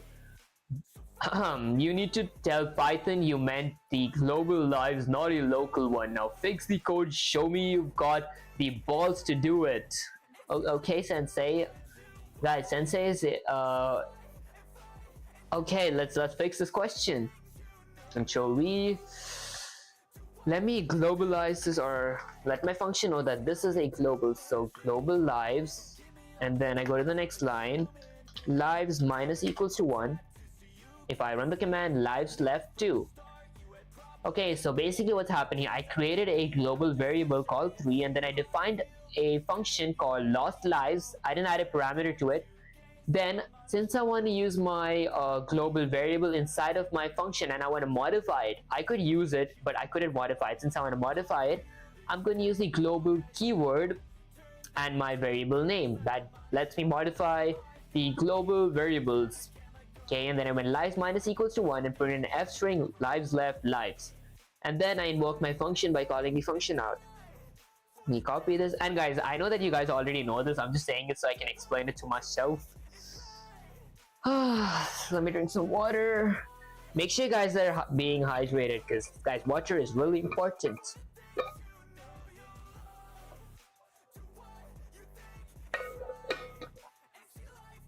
Now that's how you do it, Vivek. You use global like a pro and slash that bug into oblivion. Okay, breakdown. Declared lives outside global variable. Use global lives inside lost lives to tell Python this is the same lives. Okay, subtracted from 1 from it. Printed the updated values, lives left 2. Ready for the next broken code. I'll wait for your command. Ready, Sensei.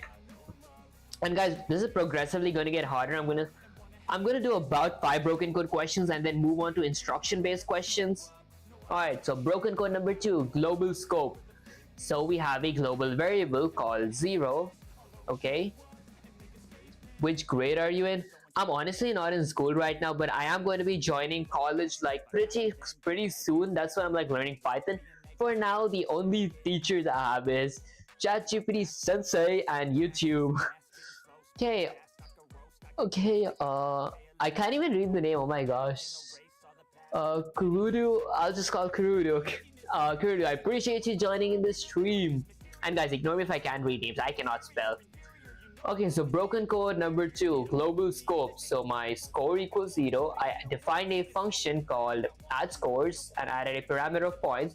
Score equals to score plus points. That might be wrong because I didn't use the global keyword to modify my global variable inside of my function. Why does this throw an error? How do you fix it? First, tell me what's wrong. Don't just fix it yet. I want explanation. You're from? I'm currently in the United States. Okay, let me just check if I'm audible. Okay, perfect. Alright, so let me actually explain Sensei first, and then I will fix the code before I send the message. Let me say, Sensei, this code is missing. Excuse me, guys. Okay, this code is missing a global keyword. The fixed code is here. Space, and now let me copy this. Get that here. Paste it. Okay, perfect. So let me define my variable first. So global score. Okay, and then guys, we could do this, but there is an easier way to do this. So score equals to score plus points can be simplified to score plus equals to points. This is called an augmented assignment. You guys probably knew that. I'm just okay. If I would run the command, I'm gonna say score is 10. There we go. Let me copy this. Get this here. Okay, and then go here, spaces, paste, and make sure you guys are being hydrated. Let me drink some water as well. Guys, we're honestly real close to 700 subscribers. Just need 11 more. Another shameless plug. You guys could subscribe if you guys enjoy this content.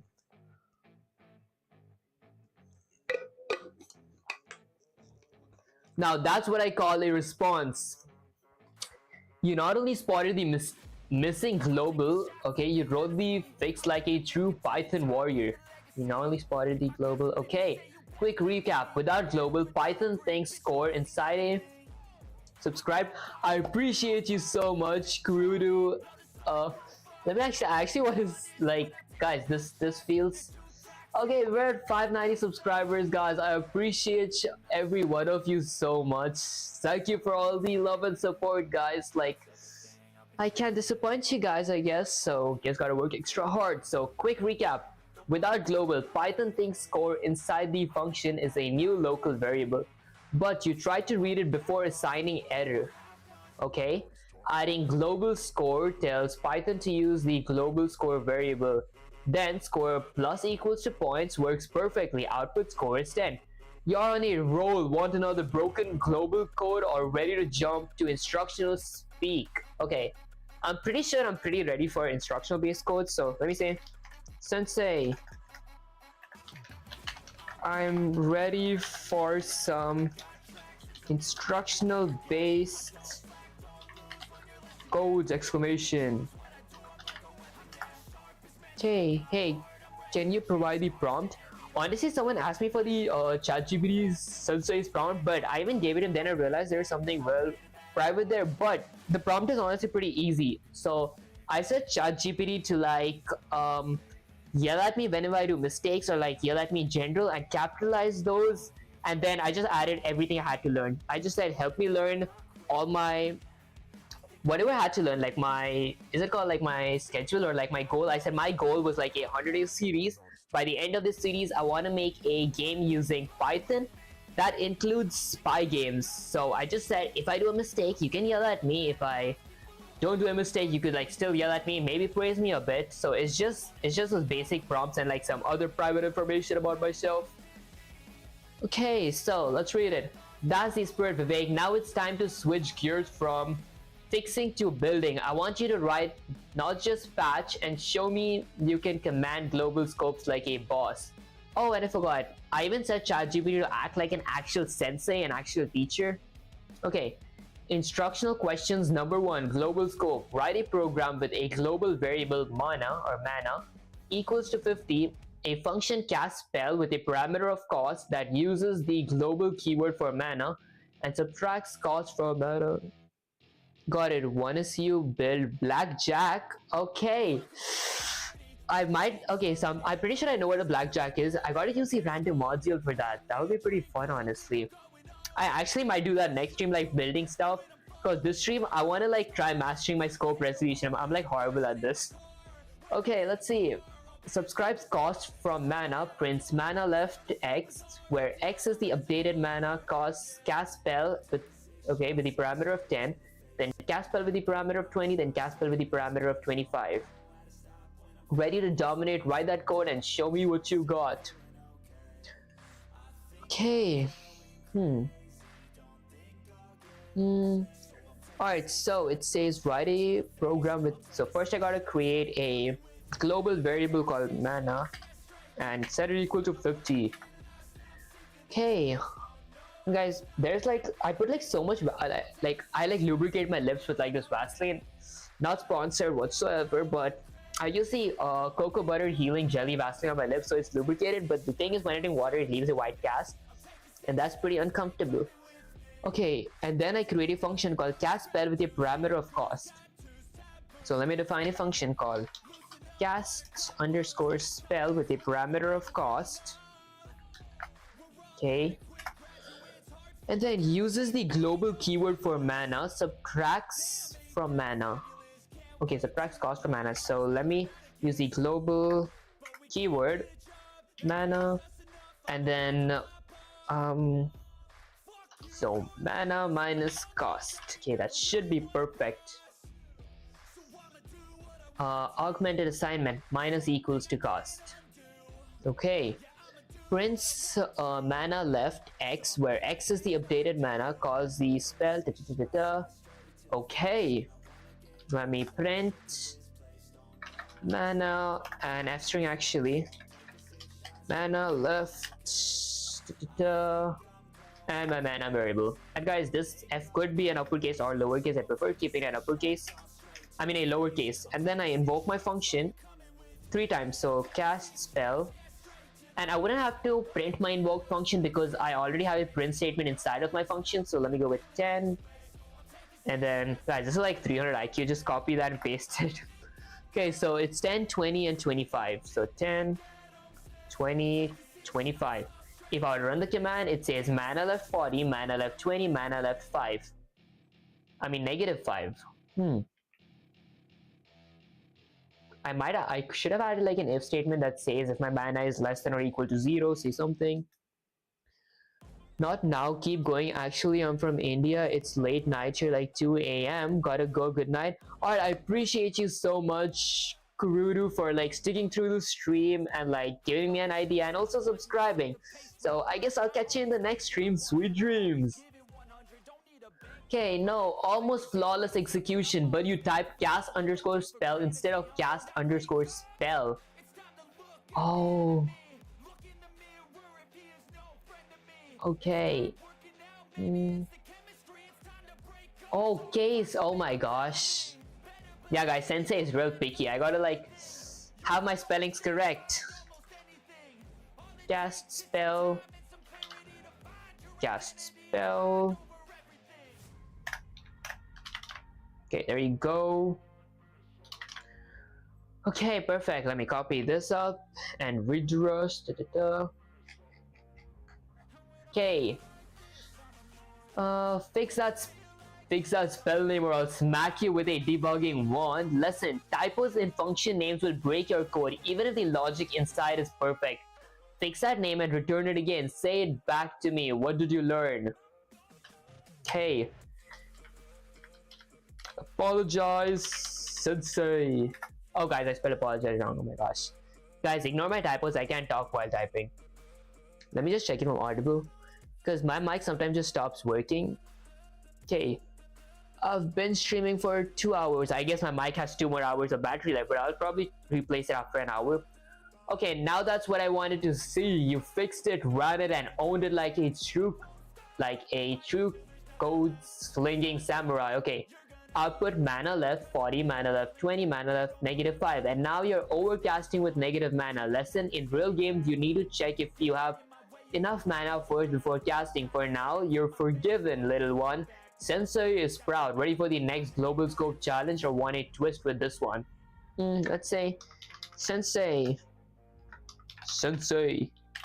can we have a little twist? Question mark. Yeah, guys, because I feel this is getting pretty easy, because I'm getting like a hang of it, plus I'm warmed up. Okay. Oh, you want a twist? I'll give you a twist so good that it'll tie your brain in a knot. I don't know much about that. Instructional challenge number 2, global twist. Make this program global variable coins equals 100 function buy items with a parameter of price. Okay. if you have enough coins to subtract the price and print, if you have enough coins, okay, if you have enough coins, subtract the price and print item bought coins left X. Oh, I see. If you don't have enough coins, print not enough coins. Call the function 3 times, buy item 30, buy item 50, buy item 40. This one tests conditionals, global scope, flow control. Go write that code, prove to me you're worthy of a bonus round. Okay guys, that honestly did time my brain in a knot, but okay, we can't disappoint Sensei and I can't disappoint you guys. Let's go up here.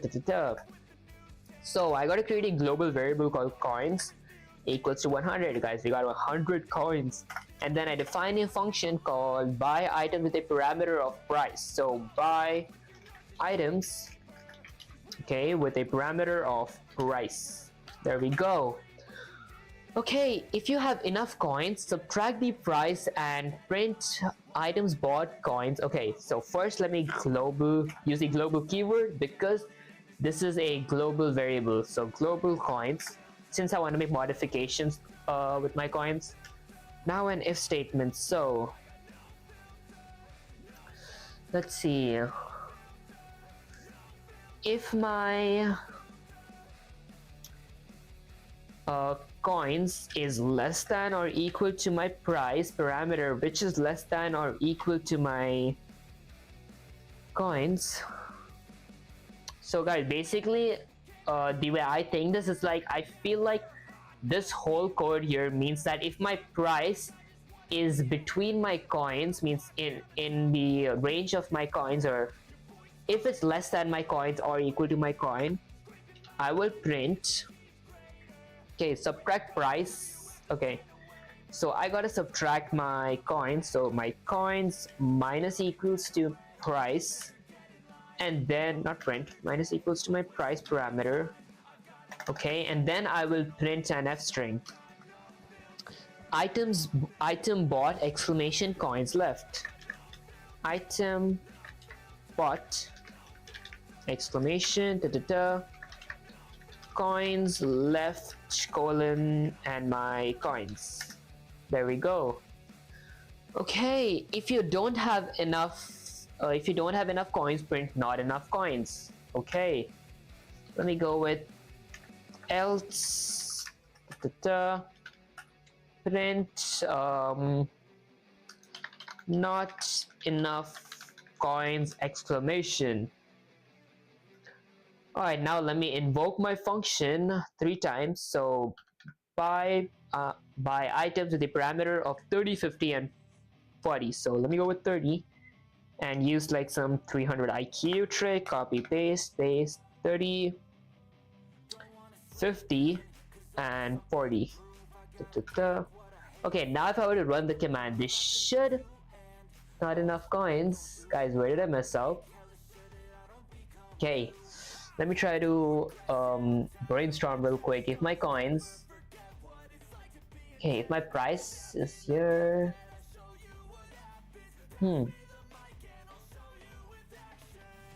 if my coins is less than equal to my price, which is less than and equal to my coins minus equals price, this should be correct, guys. Honestly, let me just actually go and check how this works. Yeah guys, because I did a question like these before, so I need to like have the reference first. Let me say, Sensei, can you, I messed up. Let's go with I messed up.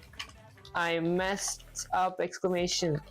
Can you help me figure this question out, question mark? Guys, I usually prefer thinking my questions through, but few questions that I actually like never tried before, so I wouldn't know what to do. So yeah.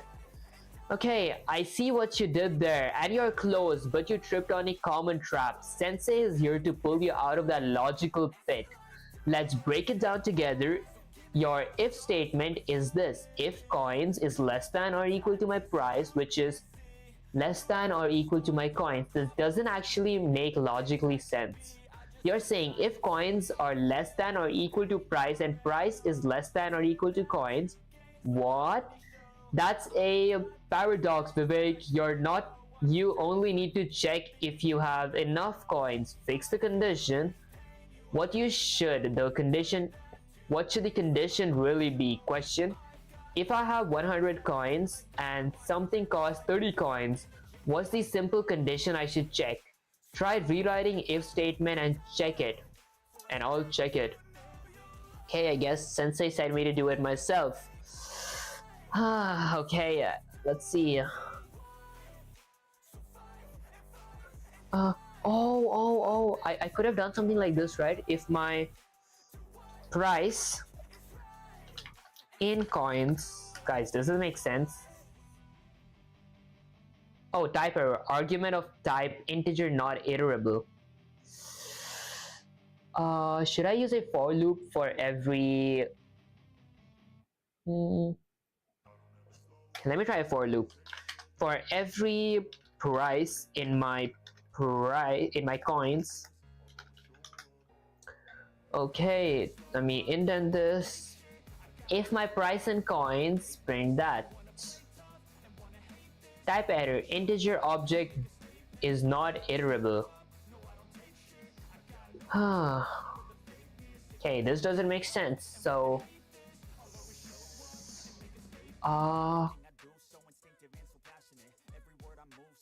if my, let's go with 100, or actually not 100, let me go with 0.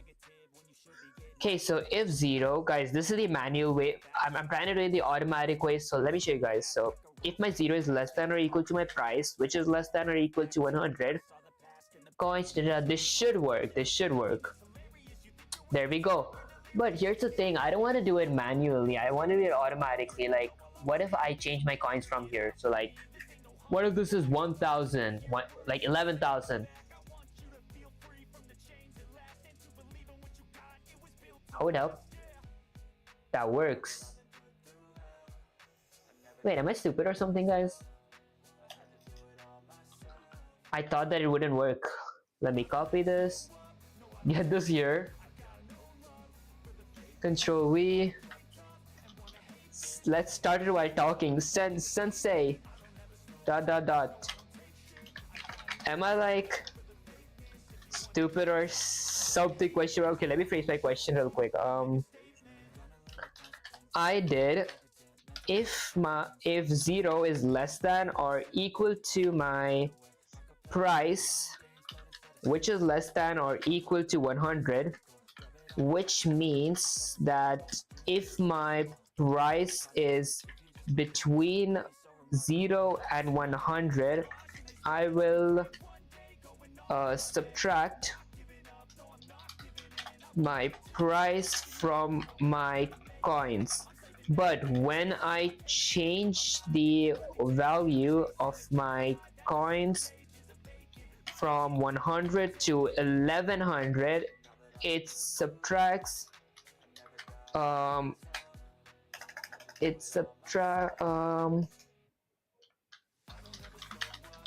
okay, what does it subtract, guys? Ignore my typos. Oh my gosh, I can't talk while typing. Okay, it subtracts and does the same thing, but instead of subtracting from 100, it subtracts from 1100. Actually 11,000, my bad, guys. All right, let's see.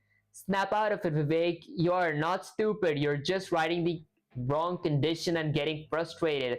But guys, I'm not frustrated, I was just asking a question. But that's normal. This is exactly the fight you need to get stronger. So let's fix this together. Where you messed up: if 0 is less than or equal to my price, which is less than or equal to 100, that's not checking how many coins you have, it's just checking if the price is between 0 and 100. Oh, so even if you had 1100 coins, it would still pass because price is between 0 and 100. What you really want, if you want to buy, oh my gosh, I can't read. If you want to buy only if price is less than or how many coins you have, price is less than or equal to how many coins you have. If you want to buy, you want not if, oh my gosh, you want to buy only if price is less than or equal to how many coins you have. Oh, I see. So the condition should be if my price is less than or equal to my coins. Oh, rewrite the function, try fixing that line and running your code again. Tell me what happened and we'll go from there. Now go, don't look back, you're almost through the phase. Okay, I actually understand, guys. Alright, let me brainstorm now. There you go. So if my price is less than or equal to my coins. This was honestly pretty easy. I was just too stupid, oh my gosh. Okay, don't worry guys, we're learning. This works. Items bought coins. Item bought coins left 70. Items bought coin left 20. Not enough coins. Perfection in a cup, guys. Da, da, da. Honestly, I don't take credit for this question. Okay. Let me drink some water and make sure you guys are being hydrated because water is really important.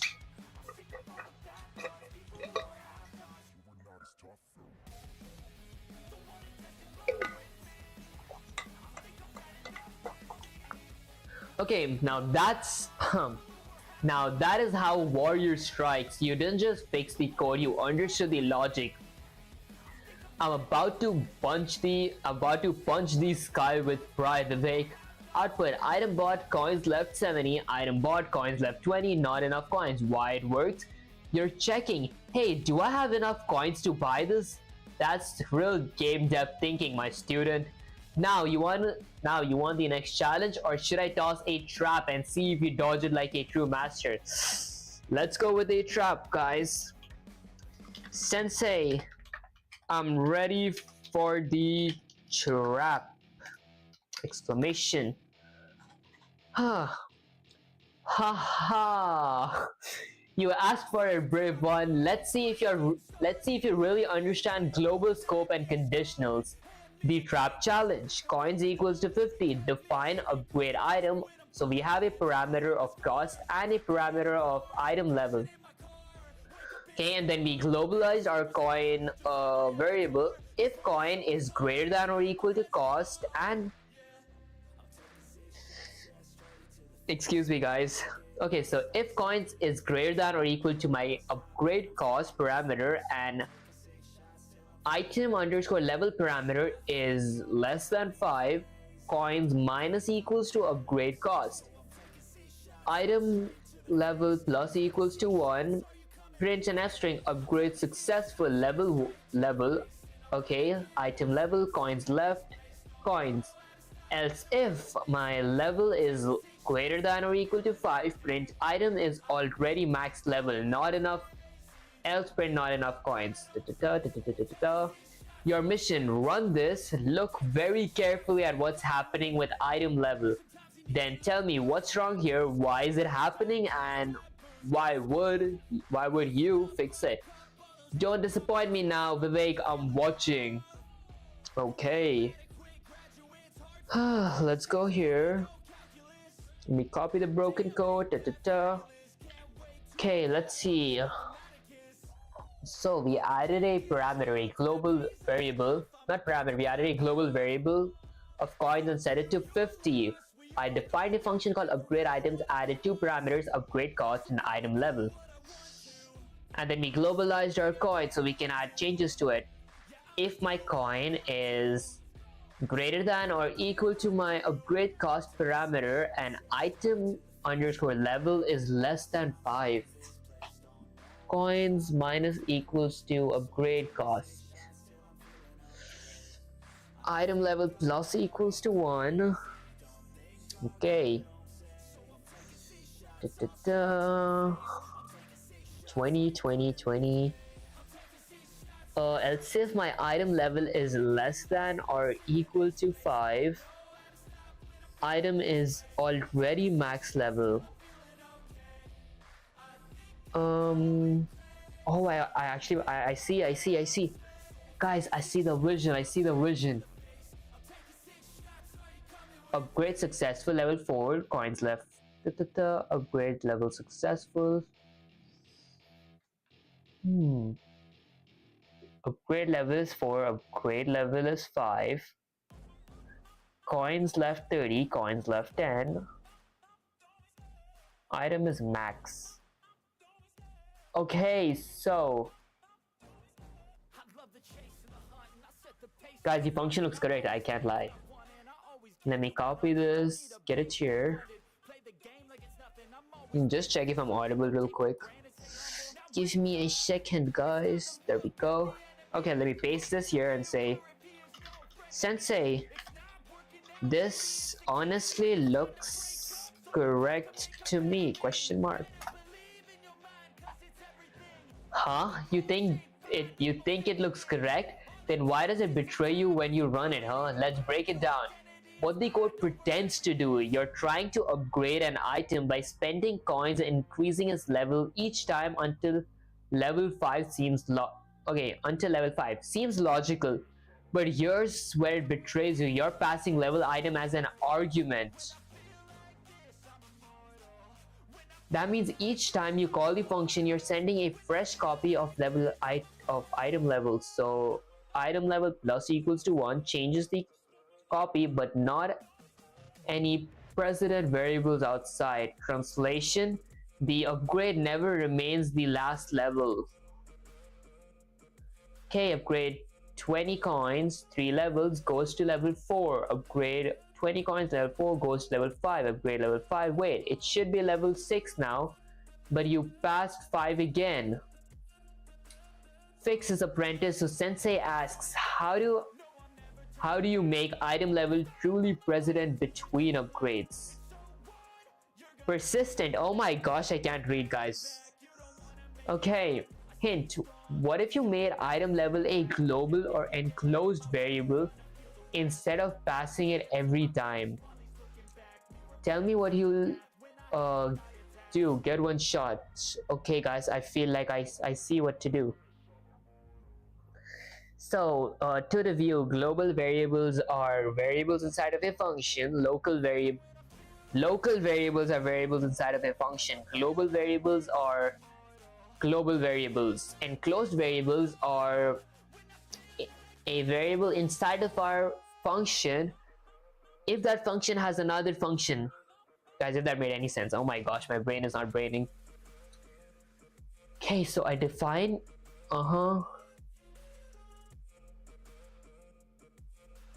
I might actually go with so define coins. There we go.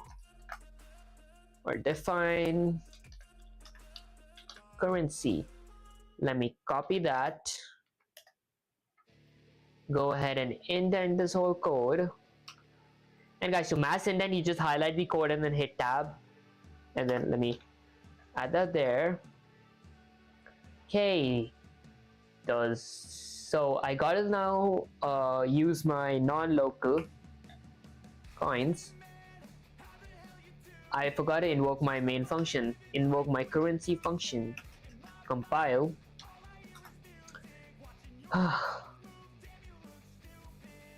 Guys, I feel it's the same exact thing. Okay, let me just copy this. Go here. I used to think that broken codes are easier than instruction-based codes, but I'm trying to see broken codes might be harder than instruction-based codes. Okay. Arg, you fixed half of that warrior, but you left the enemy inside the gates. Let's analyze your version. You moved coins into an enclosed scope and used the non-local good, but you still pass item level as a fresh argument every time. So even though your coins are updating, your item level is stuck in time. Every call starts over again. Okay, you moved coins into an enclosing scope and used non-local good, but you still passed item level as a fresh argument every time. So even though your coins are updating, your item level is stuck in time. Let me actually check what that means. So my item level. Okay, if coins is greater than or equal to upgrade cost and items is less than 5, coins minus equals to upgrade cost, okay.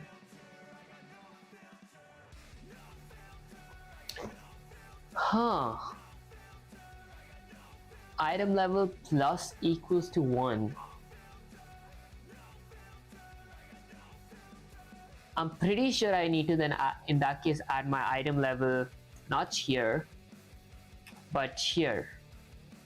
Item level equals to, let's go with, I don't know, 0. Then let me non-localize my item level. Does that do something? Actually no, I need to add my level here.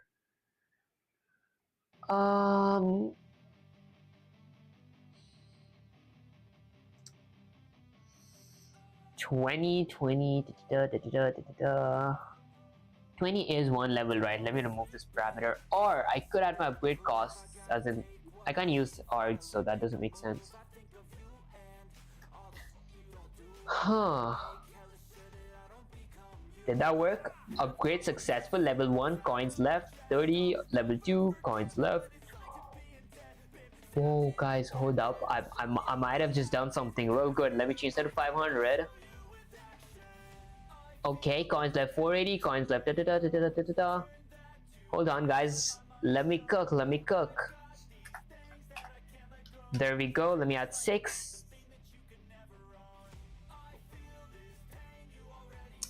Let me copy this real quick. Control C. Get this here. Okay, try that out. Okay, I didn't even read that. Sensei, does this work? ... Have I succeeded? Guy, oh my gosh, I can't spell. And guys, ignore my typos, I can't spell. Just blame the autocorrect. Yes, little flame, you've ascended. This is what enclosed scope mastery looks like. I gotta actually stop using autocorrect. Oh my gosh, I can't spell. Alright, what should it write? Coins and item level are both enclosed variables shared across calls. Non-local used to let inner functions modify outer variables. You remove the trap of passing item level in each call. You try calling upgrade item more than 5 times to test it. This code is solid, rock solid, titanium solid. You've earned your scroll of enclosure. Mini review. To change a variable from an outer but not global scope, use non-local, only valid inside nested functions. Great for things like counter upgrades, health, XP, etc. Now get ready, 50 enemies down. Take your praises, sweet dango of core victory, a hug from proud sensei, a wise pat in the head. That doesn't make me blush, guys. Oh, that's so cringe. Okay, now go. Take an hour break, warrior, then return stronger because next up is Global versus Enclosed Showdown, the Clash of Scope Titans. Sensei out. Might not take a break. Sensei can't take a break yet! Exclamation. I'm still streaming. Okay, there you go. Let me just check if I'm audible, because my mic, I feel like it's almost out of battery. What? No break? You insane or just straight up legend? Fine, the stream demands blood and code. You want one more, you'll get more. I mean, not one more, you want more, you'll get more. Here's a global versus enclosed challenge to tie your brain in knots. Count equals 0, define count. Count equals 10, define increment. Non-local count, count plus equals to 1. Print an F string, enclosed count, count, increment, Okay, for your question. Okay, questions for you. What gets printed by the inner function increment? What's printed by print an F string, outer count, count, inside counter? What's printed by the final print, global count, outside all functions? Explain why in your own words. Stop, think, then tell me. Alright guys, I guess we think. The first question is what gets printed by the inner function increment? Okay, so we defined a function called counter, added a enclosed scope of 10, and then we added another function. We created another function inside of our counter function. We named that function increment, and we non-localized our count 10 so we can have access to it in our inner function. Okay, so what was my question? What gets printed by the inner function increment? So let's see, what is the increment print? Oh, count plus equals to 1 increment, outer count count, and closed count. Okay, let me go up and say for the first question,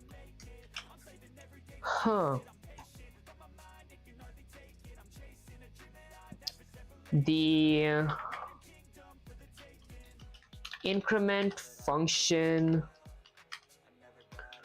would return an output of function would return an output of 1 because our count is set to 0 in our enclosed scope, and we use the non-local, let's see, is the non-local function the non-local keyword. We use the non-local keyword to get access to the count enclosed variable. Okay, enclosed scope.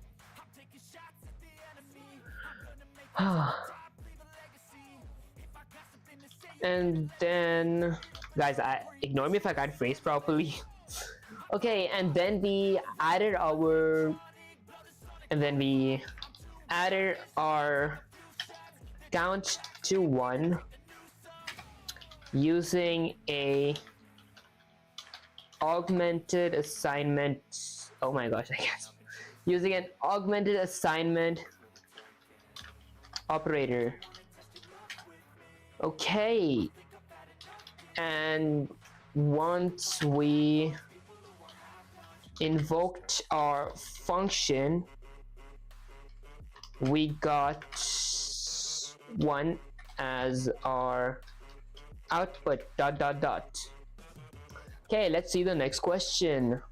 Actually, let me just go with one question. Drink some water. Guys, did I mess up? Did I actually mess up, guys?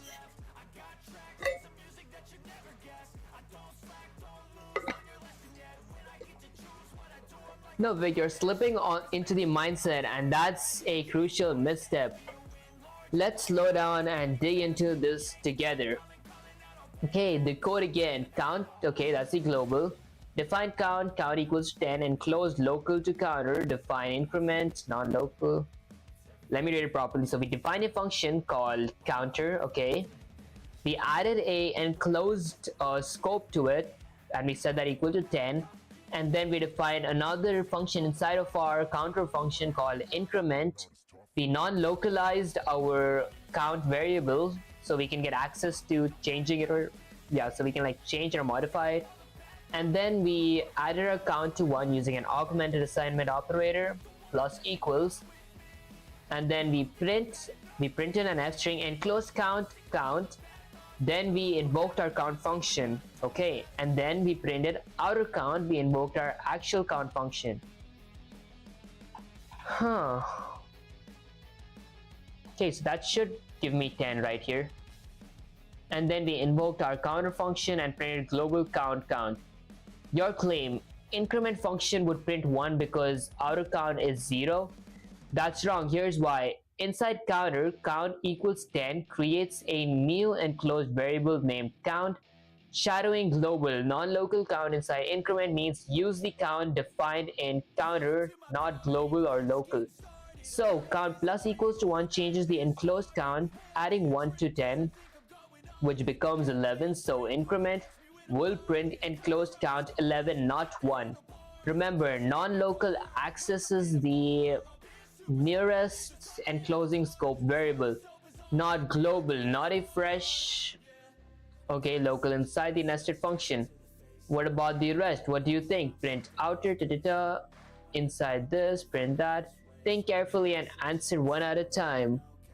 Let me go ahead and say, Sensei, I think that I'm just bad at voicing it, ... Can I get a few instruction-based questions that includes, let's see, LEGB. So local scopes, enclosed scopes, and global scopes, question mark. Back, I'm done animating it. Welcome back, Seashell. How did the animation go? I think I'm the only person here, yeah, actually. Other than you, yep. Okay, don't you dare say you're bad, you're just in training. Phrasing is a skill we can sharpen just like code. I like your focus. Let's do a mix of instruction-based questions to lock down local, enclosed, and global scopes together. Instruction-based question number 1. Write a function called gameProgress that has a global variable of score initialized to 0 outside the function. Has a global variable scope initialized to 0 outside the function. Okay. Inside define a local variable level starting at 1. Define an enclosed function level up that uses non-local to increase level by 1. Uses global to add 100 to score. Prints level x score y. Okay. Call level up twice inside gameProgress. Call the gameProgress once outside. Show me that code and explain what it does. That was a lot to process, guys. Let me go back up here and delete this. Okay, so first it says write a function called gameProgress. So let me start up by defining a function called gameProgress. Okay.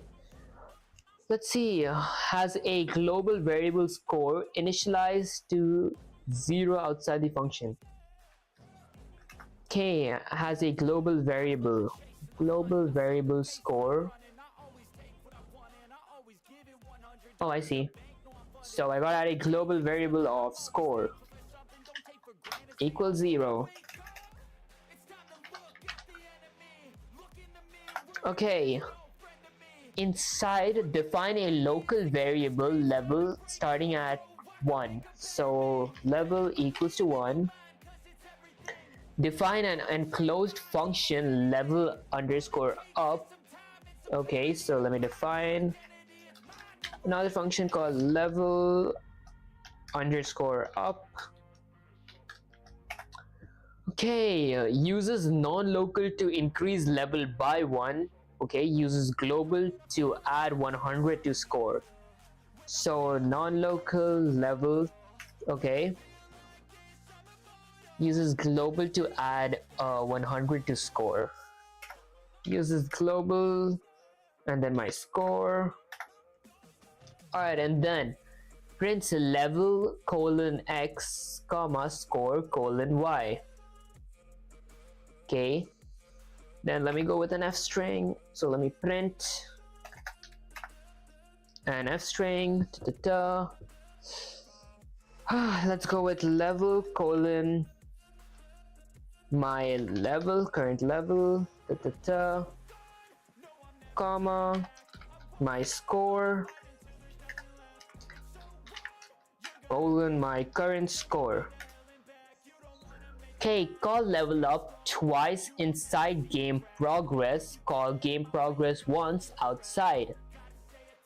Okay, I might have to add something. So use non-local to increase score by 1. So let's go with score plus equals to 1. Actually, plus equals to level. If score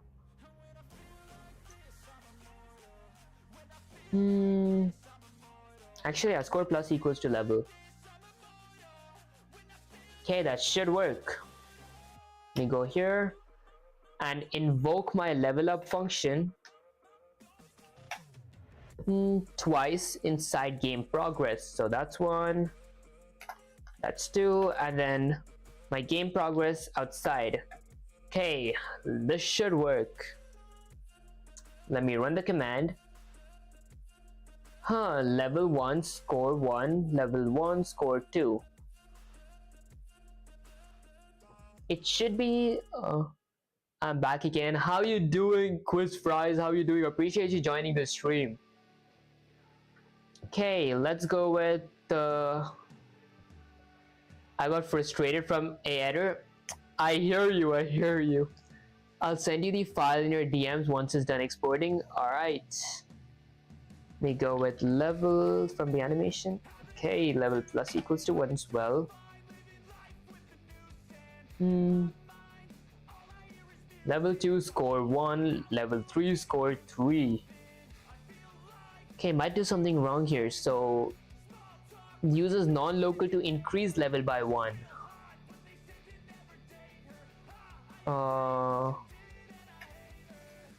Level plus equals to 1. Okay, uses global to add score to 100. Okay, so my score plus equals to 100. This should work. Level 2 score 100, level 3 score 200. Did that work? Did that work? Let me copy. Get it here. Paste it. And let me drink some water. You did it perfectly. Oh my gosh, guys, this feels so good. The feeling of like solving a hard question. And the sun setting as well. I gotta like record a few shots before the sun down. So probably as soon as I'm like done learning my local LEGB, so local, enclosed, global, and built-in functions, I might end the stream and not do anything else. It's currently 4:32, but the sun is already starting to set. Oh my gosh. Alright, you did it perfectly. You nailed global variable score declared outside check, local level inside game underscore progress check, nested level up uses non-local level, and global score check incremented both and printed correctly check, called level up twice check. What happens when you run this? Level 2 score 100, level 3 score 200, because level 1 level starts at 1, then adds +1 twice. Score starts at 0, then adds plus 100 twice globally. You're showing that you're absorbing this. Ready for question 2, or want me to ask you to explain how each scope works in this code? From Django URL import platform.import view. Meanwhile, my code. Those codes are you guys are way too advanced for me. I had to like stop for a second, take a breather to even read what's going on.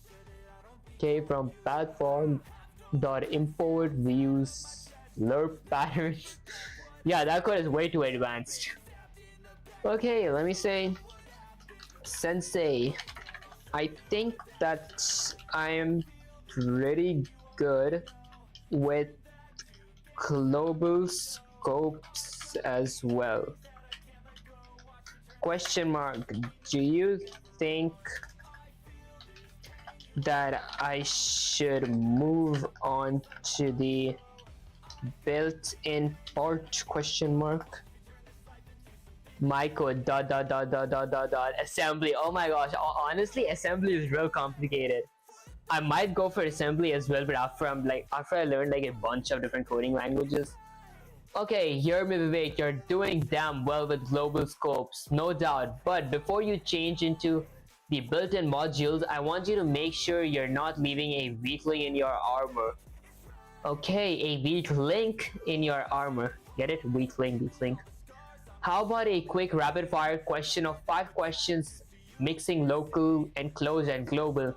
Nail these and you're clear to move on. Miss and you're back on to drilling.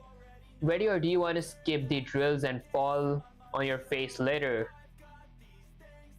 Huh, I got true false, bro. It is not. I have a course of it in the upcoming semester.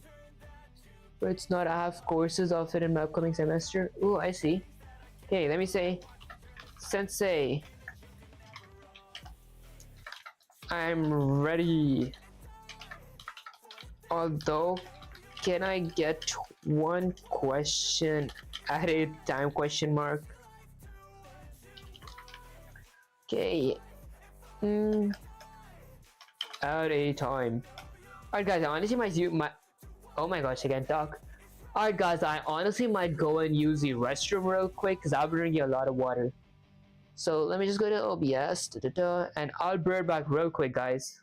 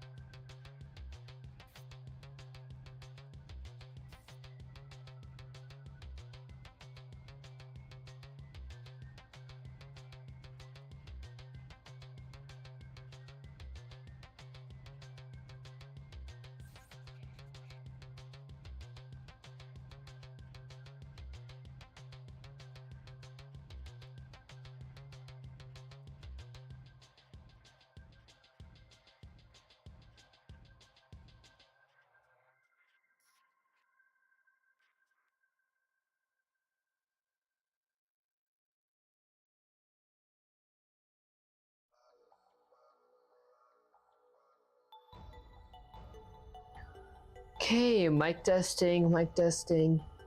Alright, perfect. So we go here.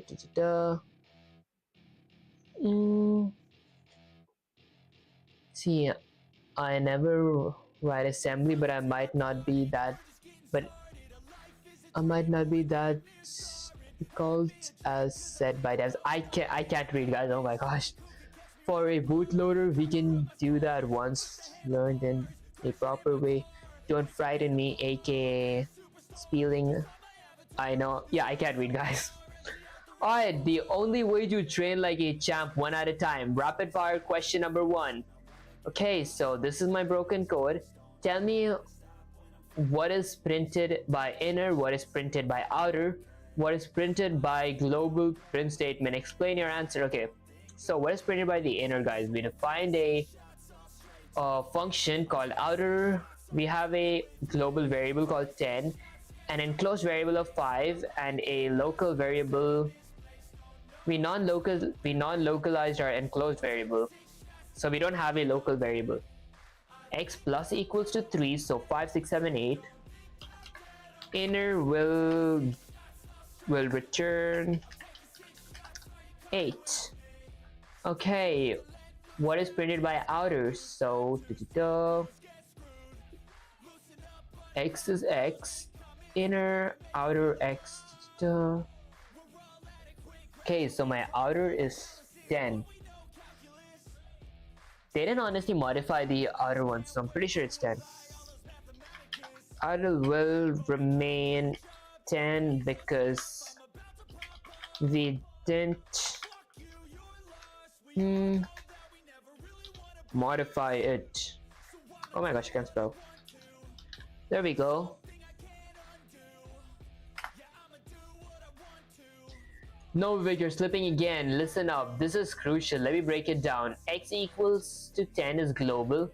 Inside outer, x equals 5 creates a new enclosed variable x that shadows global x, inner uses non-local x, meaning it refers to the enclosed x, which is 5, then x plus equals to 5 modifies the enclosed x, making it 8. Did I say 7? I said 8. Okay, then inner prints inner 8, after inner finishes outer prints outer 8 because enclosed x was modified by inner. The global x remains unchanged at 10, so inner prints 8, outer prints 8, distinct prints 10. I see. Okay, sensei.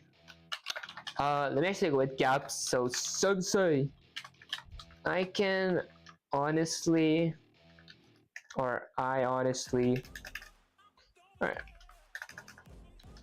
I honestly understand the code but I can't phrase it properly. Yeah guys, I can phrase it properly because I still can't like talk like devs, or if that's what it's called. Although I do know what to do, like when I have an instruction based code, like when I know what to do, but yeah, it's hard to like explain it. I can't phrase it properly. I can solve questions, but I'm kind of bad at explaining. Okay, there you go. Listen up, Vivek, this is normal and it's not a weakness, it's a growth plan. You can solve code, and that's the true power. Explaining it clearly, that comes with practice. Here's a simple tip to help you phrase it better. Break it into parts when you explain, like there's a global variable x equals to 10 inside outer, a new variable x is created with value 5, it hides the global x. Okay, the inner function uses non-local x, so it refers to the x in outer, not the global one. When x plus equals to 3 runs, it changes the enclosed x from 5 to 8, okay? Therefore, both inner and outer print 8 because they share the same enclosed x. The global x remains 10 because it was never changed. Okay, try that explanation out loud or write it down next time. Now, ready for the next rapid fire question? Okay, let's go here. Say, ready, sensei! Exclamation. Although, can I get instruction based mini projects question mark on the yeah, just topic projects. Huh. Okay, fine, Vivek, you want to build, then build you shall. I'll throw you a mini project that mixes local that mixes local, enclosed, and global scopes. Yep, guys, I'm a little hungry right now. You're right, I judge and I yell if you slack. Mini project, simple RPG, stamina system. This is going to be fun. Okay, requirements, global variable stamina starting at 100, function RPG game that has a local variable level, okay, starting at 1, contains a nested function, use stamina with a parameter of cost that uses non-local to access level, uses global to access stamina, decreases stamina by cost, print level, x used y, okay, stamina used y stamina, stamina left, z, increase level by 1 if stamina is above 0, if stamina goes below or equal to 0, print out of stamina, game over, and stops increasing level, calls use stamina with a parameter of 30, 3 times inside RPG. Your job, write this code and send it to me. No cheating, I want full effort or I'll send you back to Scope Prison. Okay. I will do my best, guys. I am starving right now. And if you guys like watch my streams, you guys know when I'm starving, I can't think. I guess it's with everybody. Okay, so I gotta create a global variable called stamina. Stamina equals to 100. Okay, function RPG. So I'm going to define a function called RPG game. Okay, so let me define a function called RPG underscore game.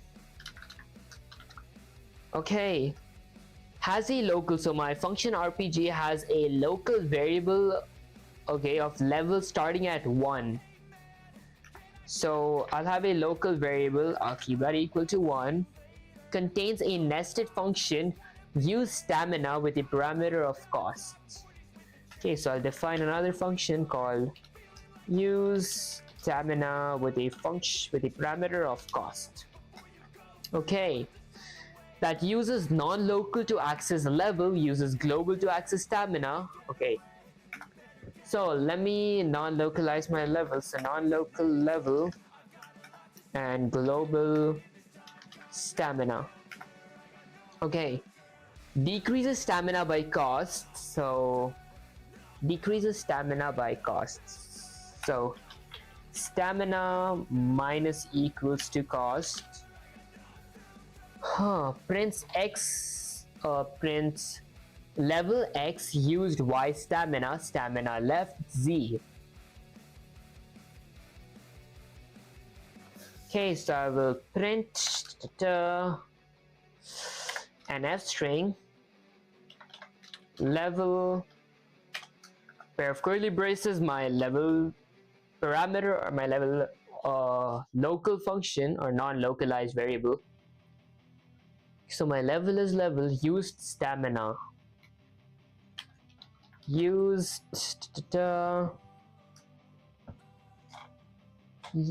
okay, Y stamina used. So used stamina and dot stamina left.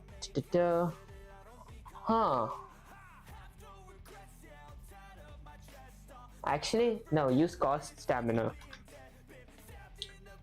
Okay, and then stamina left. Z. Okay, Z is going to be my global stamina variable. Alright, increases level by 1 if stamina is above 0. Okay, so if my if my stamina is above 0, so if my global variable of stamina is above 0, okay, so if my stamina is greater than 0,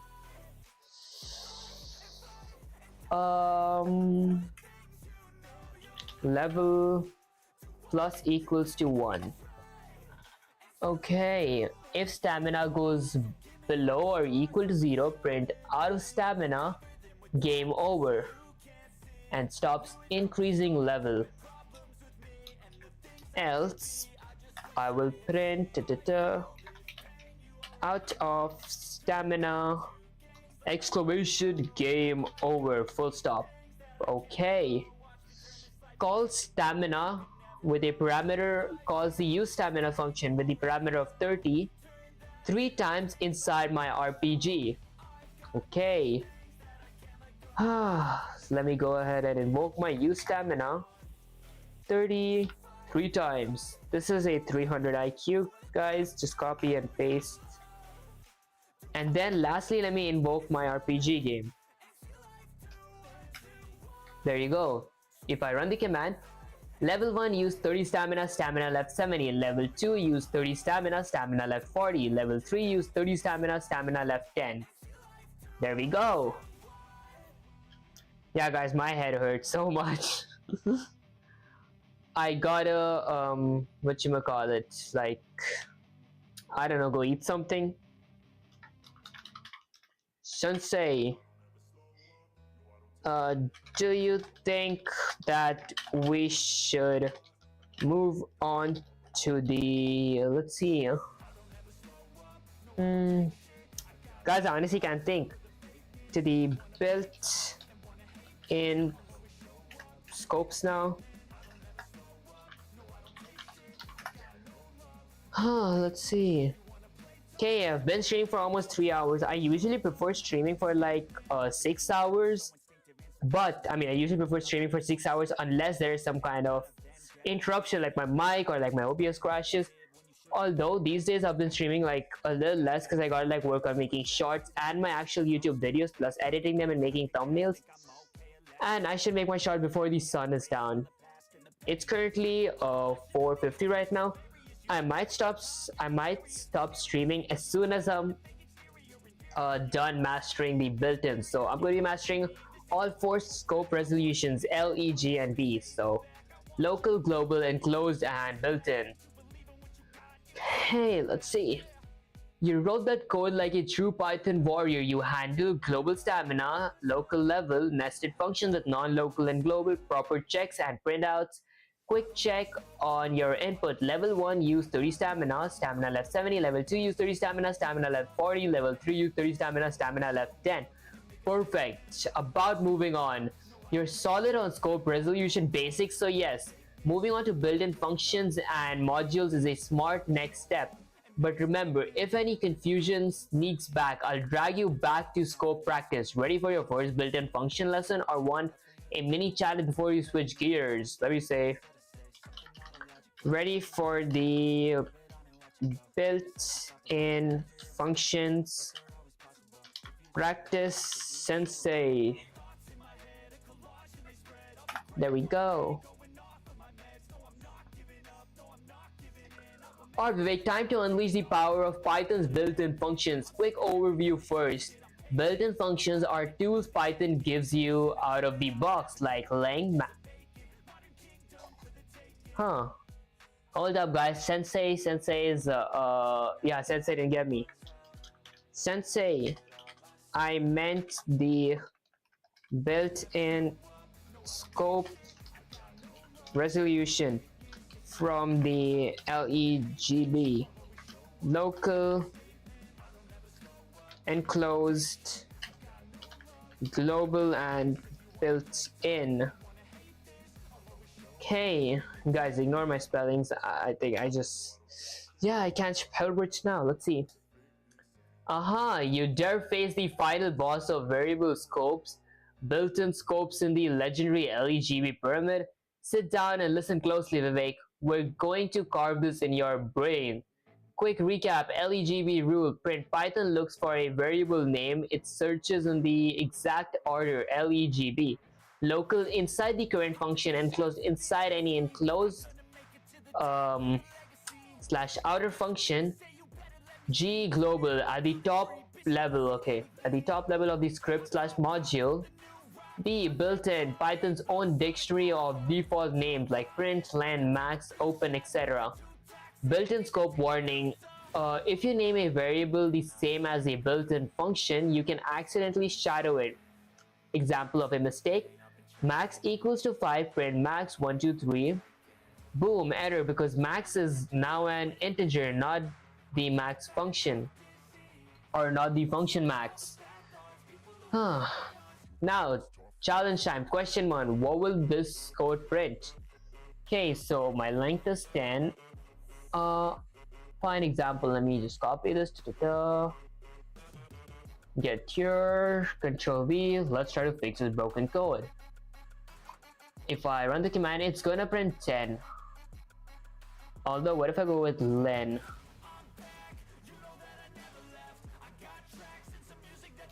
Okay, I guess I'll just have to change this len gth. Although both did print, like both did give me like 10.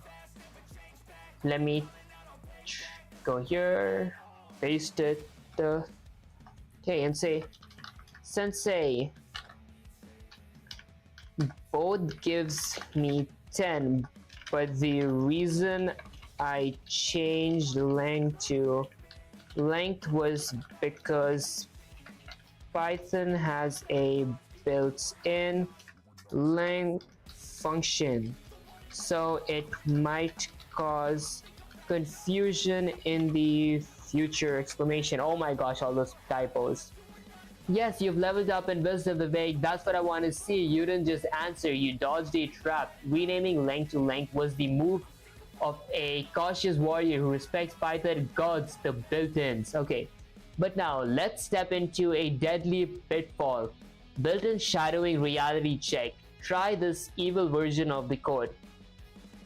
Len equals to 10, print len hello. What do you think will happen here? Take a guess before you run it, then test it. Tell me what you expect, what actually happens, and why it happened. Go, don't just one thing first. Strategize like a true dev ninja. Okay, so basically what I think happens here is I created a variable called len and I set it equal to 10 and then I print the length of my hello. So I'm going to get the length of my string hello. Let me just copy this.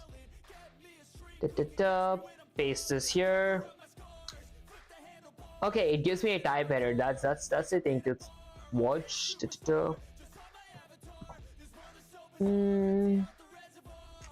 Let me change this to what this. Okay, it gives me a type error. Let me just copy this. Get here. Okay, paste it and say, Sensei, I thought that it would give me the length of my string hello. Guys, ignore my typos. I can't talk while typing.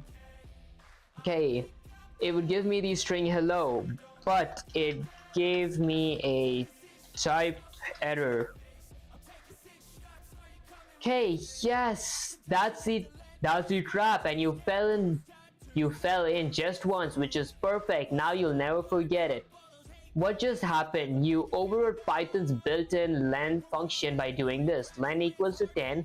Shadow the built-in len. Now len is not a function anymore, it's an integer. So when you did print len hello, Python screamed type error, integer object is not callable. Because you tried to call an integer like a function, lesson sealed in blood. Never name your variables the same as built-in function unless you're 1000% sure what you're doing. Let's lock this in. Write this 30 times. Yes, 30. Guys, I might just write this after the stream. I will never shadow built-in functions like len, max, print, etc. Okay, once you've done it, tell me and we'll move on. Okay, let me just say, Sensei, I will write that as soon as I end the stream, but since streaming, I can't write that, and for the viewers ...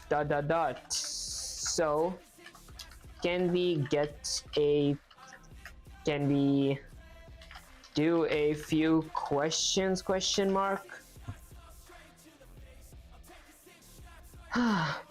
Fine, you're on stream. I won't kill the vibes, but listen closely, Vivek. If you ever shadow len, sum, print, or any of the built-in gods again, I will yell at you so loud you'll hear it in Python's docs.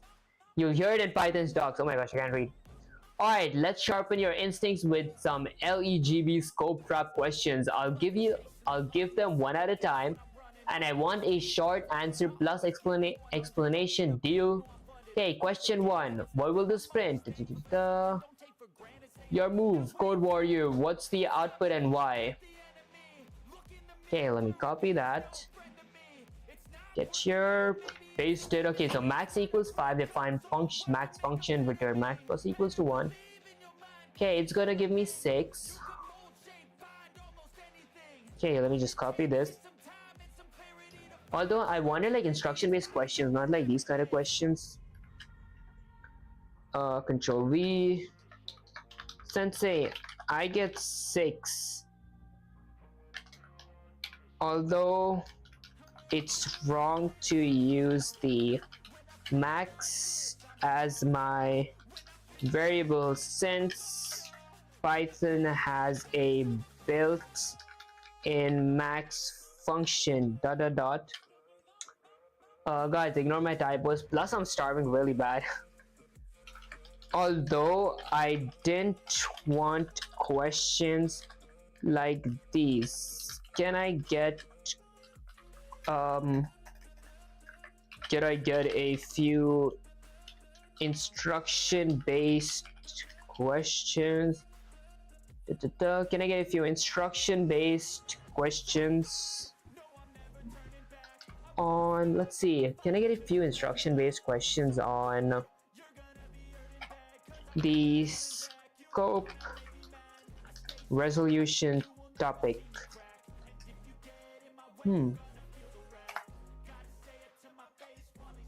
Also, back was eating dinner. How was your dinner? How was your dinner, C-show? Okay, good. You recognize the scope and the danger of shadowing it built in. You get a slap on the back and one on the head for style. Now, instruction-based question it is. You will build tiny code blocks that test each part of LEGB, local and closed global built-in. Each one will force you to use that scope layer. Okay, let's go one by one, starting with local scope. Instruction: write a function called local scope test, okay, that creates a variable HP inside, prints local HP followed by value of HP, then call the function once. Okay, that's it. Write the code and run it. When you're done, tell me what the output is and why that value shows up. Let's go. Was good. Honestly, I'm starving as well.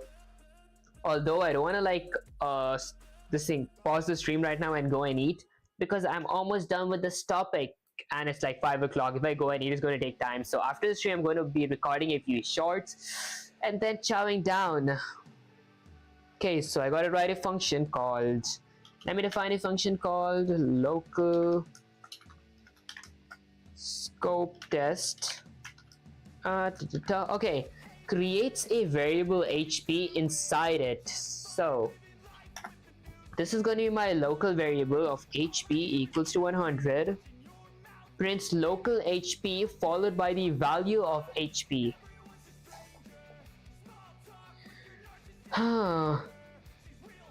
Excuse me guys, so let me print NF string local HP HP, then calls the function once. Excuse me guys, I'm just barfing because I've been talking a lot. Let me invoke my function. This wasn't supposed to be hard, right? I thought this was going to be harder. Are we like doing easy questions on purpose or something? Let me just ask for harder questions, I guess. Sensei, is it just me or was this question very easy and not complicated at all? Question mark. Guys, ignore my typos. I can't type while talking. Okay. I do want to do harder questions.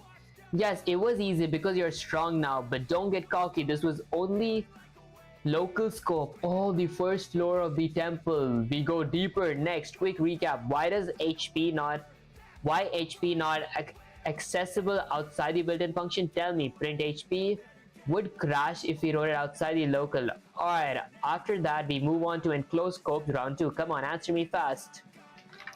Because we can only use local functions inside of our function unless we use the non-local keyword.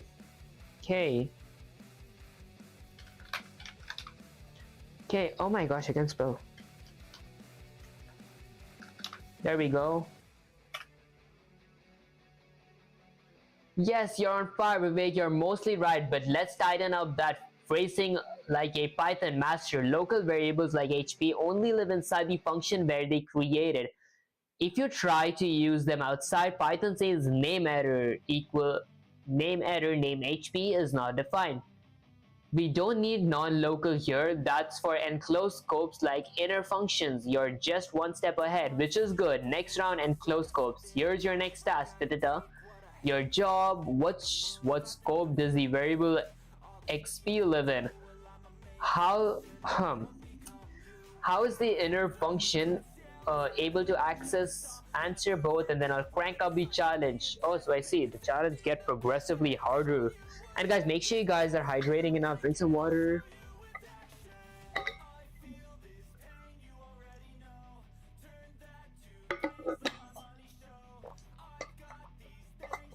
maybe like lubricate my lips. I'll probably do that later. Okay, so let me copy this and get that there, paste it here. Alright, so let's see what is our, so the first question, what scope does the variable xp live in? So the variable xp lives in the enclosed scope. Okay, how is the inner scope function, how is the inner function able to access it? Okay, I guess there wasn't anything to copy paste, it's just a word base. Okay, I guess. Okay, the scope xp is, or the scope xp lives in the enclosed function or enclosed scope, and the inner function is able to access it using the non-local function. There we go. Let me just check if I'm audible. Okay, perfect. Not quite, student. Focus. You almost nailed it, but I caught a slip. Here's the correct. XP lives in the enclosing scope. It's created outer, okay, which encloses the inner. Inner accesses HP directly without needing non-local. Non-local is only needed if you want to modify XP. So this works. Define outer and enclosed scope 200. Define inner, print XP. Reading is fine. Inner. But this needs non-local. Define outer. Okay, non-local XP plus 100. Quick drill. What will the following code print? Okay, so outer XP equals 200. Define inner. XP equals 300.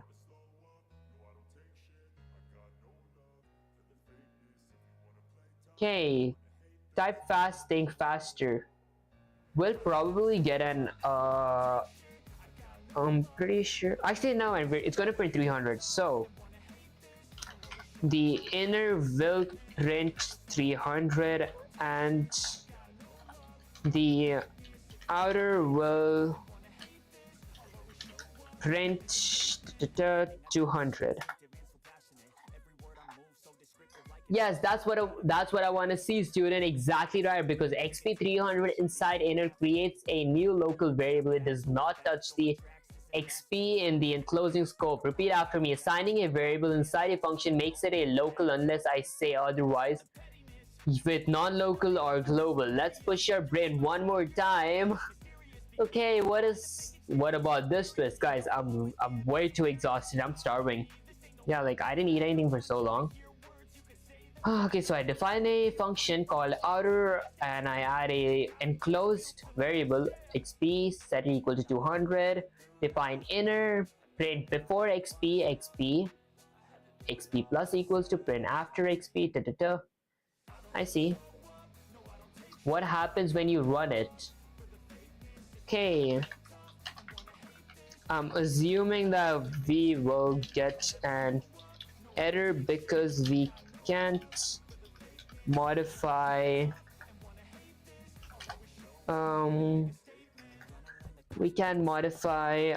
our enclosed scope without we can modify enclosed scope without using the non-local keyword exclamation. Okay, boom, sensei is pumped. Boom, sensei is pumped right now. That is 100% spot on. You're absolutely right. This will throw an unbound local error on the XP plus equals 100. Why? Because Python thinks XP is local to inner. The moment you try to assign to it, okay, because Python thinks XP is local to inner the moment you try to assign to it, okay? But since it hasn't defined inside inner yet, it's confused. Wait, you want to use XP, but you're trying to create it. Okay, to fix it, you need this. Define outer XP equals 200. Define inner non-local XP, print before XP, XP plus equals 100, print after XP. Invoke the inner, invoke the outer. Now XP becomes the one from the enclosed scope and we can modify it. Sensei's challenge for you: create Can you create the above code and make XP global instead of enclosed? So move XP out of outer entirely, then change the keywords and see if you can make it work. Tell me what changes you made. Okay. Alright, so to make it, so I gotta make my XP outer. So XP equals 100, and then let me define a function called, honestly, I might not need the inner function. Okay, so I'll just go with an outer function. Let me global my XP. Okay, and I will print, let's see, I will print an f string before XP, and then XP plus equals to 100, and then I will print an f string after XP.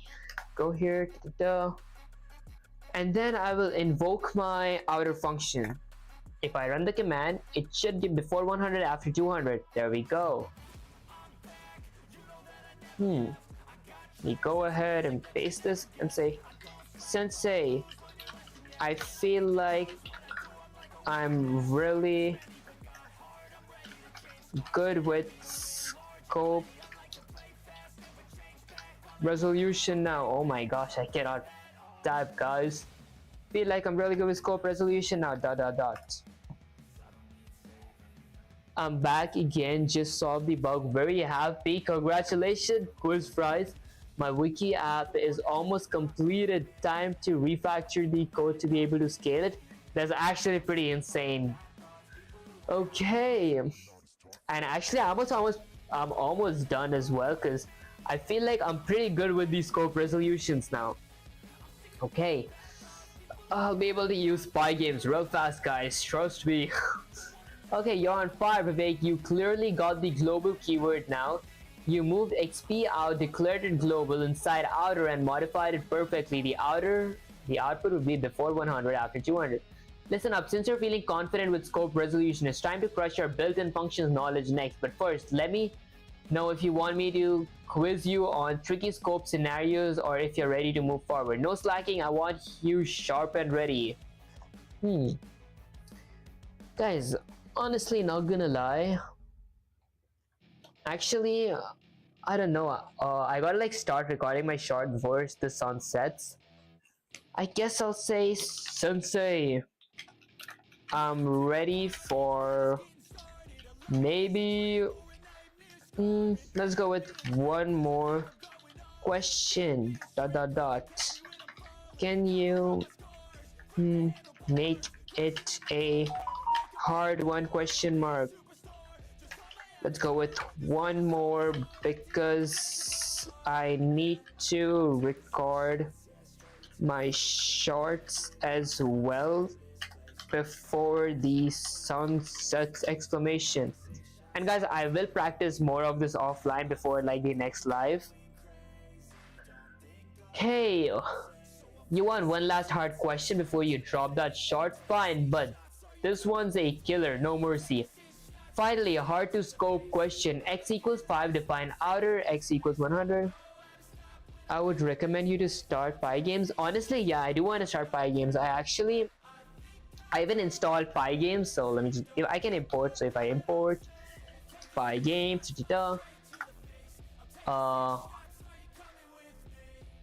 isn't that like a built-in function? There you go. Oh, Pygame, not games. Okay, I did import it, but then I still can't use it because I didn't start learning object-oriented programming yet. Neither did I learn file I/O and like those few other things. But I'm getting close to it. I'll probably be able to use Pygames by the day 50th of my 100th series. This is currently, I'm pretty sure it's day 45. Fact check me, but I gotta like fact check myself later. But I'm pretty sure I can start Pygames by day 50, and then I'll have 50 days to practice, and then in the day 100 I'll be making the game. Okay, the basics will be cleared on way. Oh, honestly, I actually might do that in that case. Okay, So final hard scope question. Let me copy this. Tell me what gets print at each print statement. Explain how these scopes and global keywords interact here. Okay, so I guess it's not a broken code. Okay, so I define a function outer, x equals 10, define inner, global x, I globalize my x plus equals to 5, inner, The first print statement will give me 10. Okay, the second one, outer, so outer is 10. Okay, and the outer print statement will give me 10 as well. Okay, then the global x. Okay, the global print the statement will give me 5. Okay, explain how these scopes and global keywords interact here. So for the inner function, we use the global keyword. Oh my gosh, I can't spell. Okay, we use the global keyword that lets us modify our global variable x and gave us 10 because we did x plus equals to 5 ... Okay, and then for our inner function, okay, I think that's the only stuff, honestly. No, Vivek, you're doing this. What are you doing? Oh my gosh, I can't read. This is not how scopes work. Let me break it down for you. X equals to 5 global inside outer creates a new local variable x that shadows global x. Inside inner, you say global x, which means any mention x here, okay? Global x, not the x in outer. When inner does x plus equals to 5, it modifies the global, changing from 5 to 10. Okay, I did say that, right? The print inside prints inner x 10. The print inside outer prints the local x, okay, which is still 10, unchanged inner. The final print has been updated to 10. Oh, okay, I forgot it has been updated to 10. Your mistake. You said the first print 10 correct, outer print 10 correct, but global print 5 wrong. Global was updated by inner 10. Now repeat this to me loud. Using global inside a nested function changes the global variable, not the enclosed variable. Okay, want me to try rewriting this code global but with non-locals so that inner modifies x in outer instead? Honestly, guys, I might do this. I mean, I might not. I'm not gonna do this next stream, but I might do this a little offline because the sun's actually setting. I gotta like record it short. So I might wrap the stream up here. I do want to go and like have a longer stream. I might do that when like I'm probably gonna like edit multiple shorts and like make multiple shorts and have them scheduled. Those days I can like stream for longer because I usually do prefer streaming for longer. But making shorts does help increase the growth of my channel and my algorithm, so yeah, I gotta practice that as well, and that's really important for getting monetized. Okay, let me go up here and say, Sensei, I will work on this after I end the stream. The stream exclamation, but for now ... I'm going to end the stream. Is there anything that you want to say the viewers before I end? Question mark. And guys, ignore my typos. There we go. Okay, Listen up, all you code warriors watching the stream. Vivek is on a mission, mastering Python one line at a time. No shortcuts, no slacking. If you want to beat him, guys, I don't know what that beating is. You guys are already way better than me. You gotta work harder than ever. Remember, practice brutal honesty with your code. Test it, break it, fix it. That's how mastery is forged. And hey, if you want to join a community of fighters like Vivek, jump into the Discord. Join the Discord server, guys, since I said it, now me. Okay, now go rest, come back sharper, and don't you dare waste time. Sensei pests you on the head and gives you a proud hug. Doesn't make me blush. Take that hour break, you've earned it. See you soon. Bye, Viv, I'll go stream now. Art Sisha, good luck with your streams. I appreciate you sticking through this stream. Alright, let me just go here real quick. Alright, perfect. We go here. Alright guys, so that was basically it for this live stream. So if you guys enjoyed the stream, don't forget to like, share, subscribe. Liking helps with my algorithm, sharing makes me smile, and subscribing is like a cherry on top. And I'll catch you guys on the next live stream, video, or short. Peace.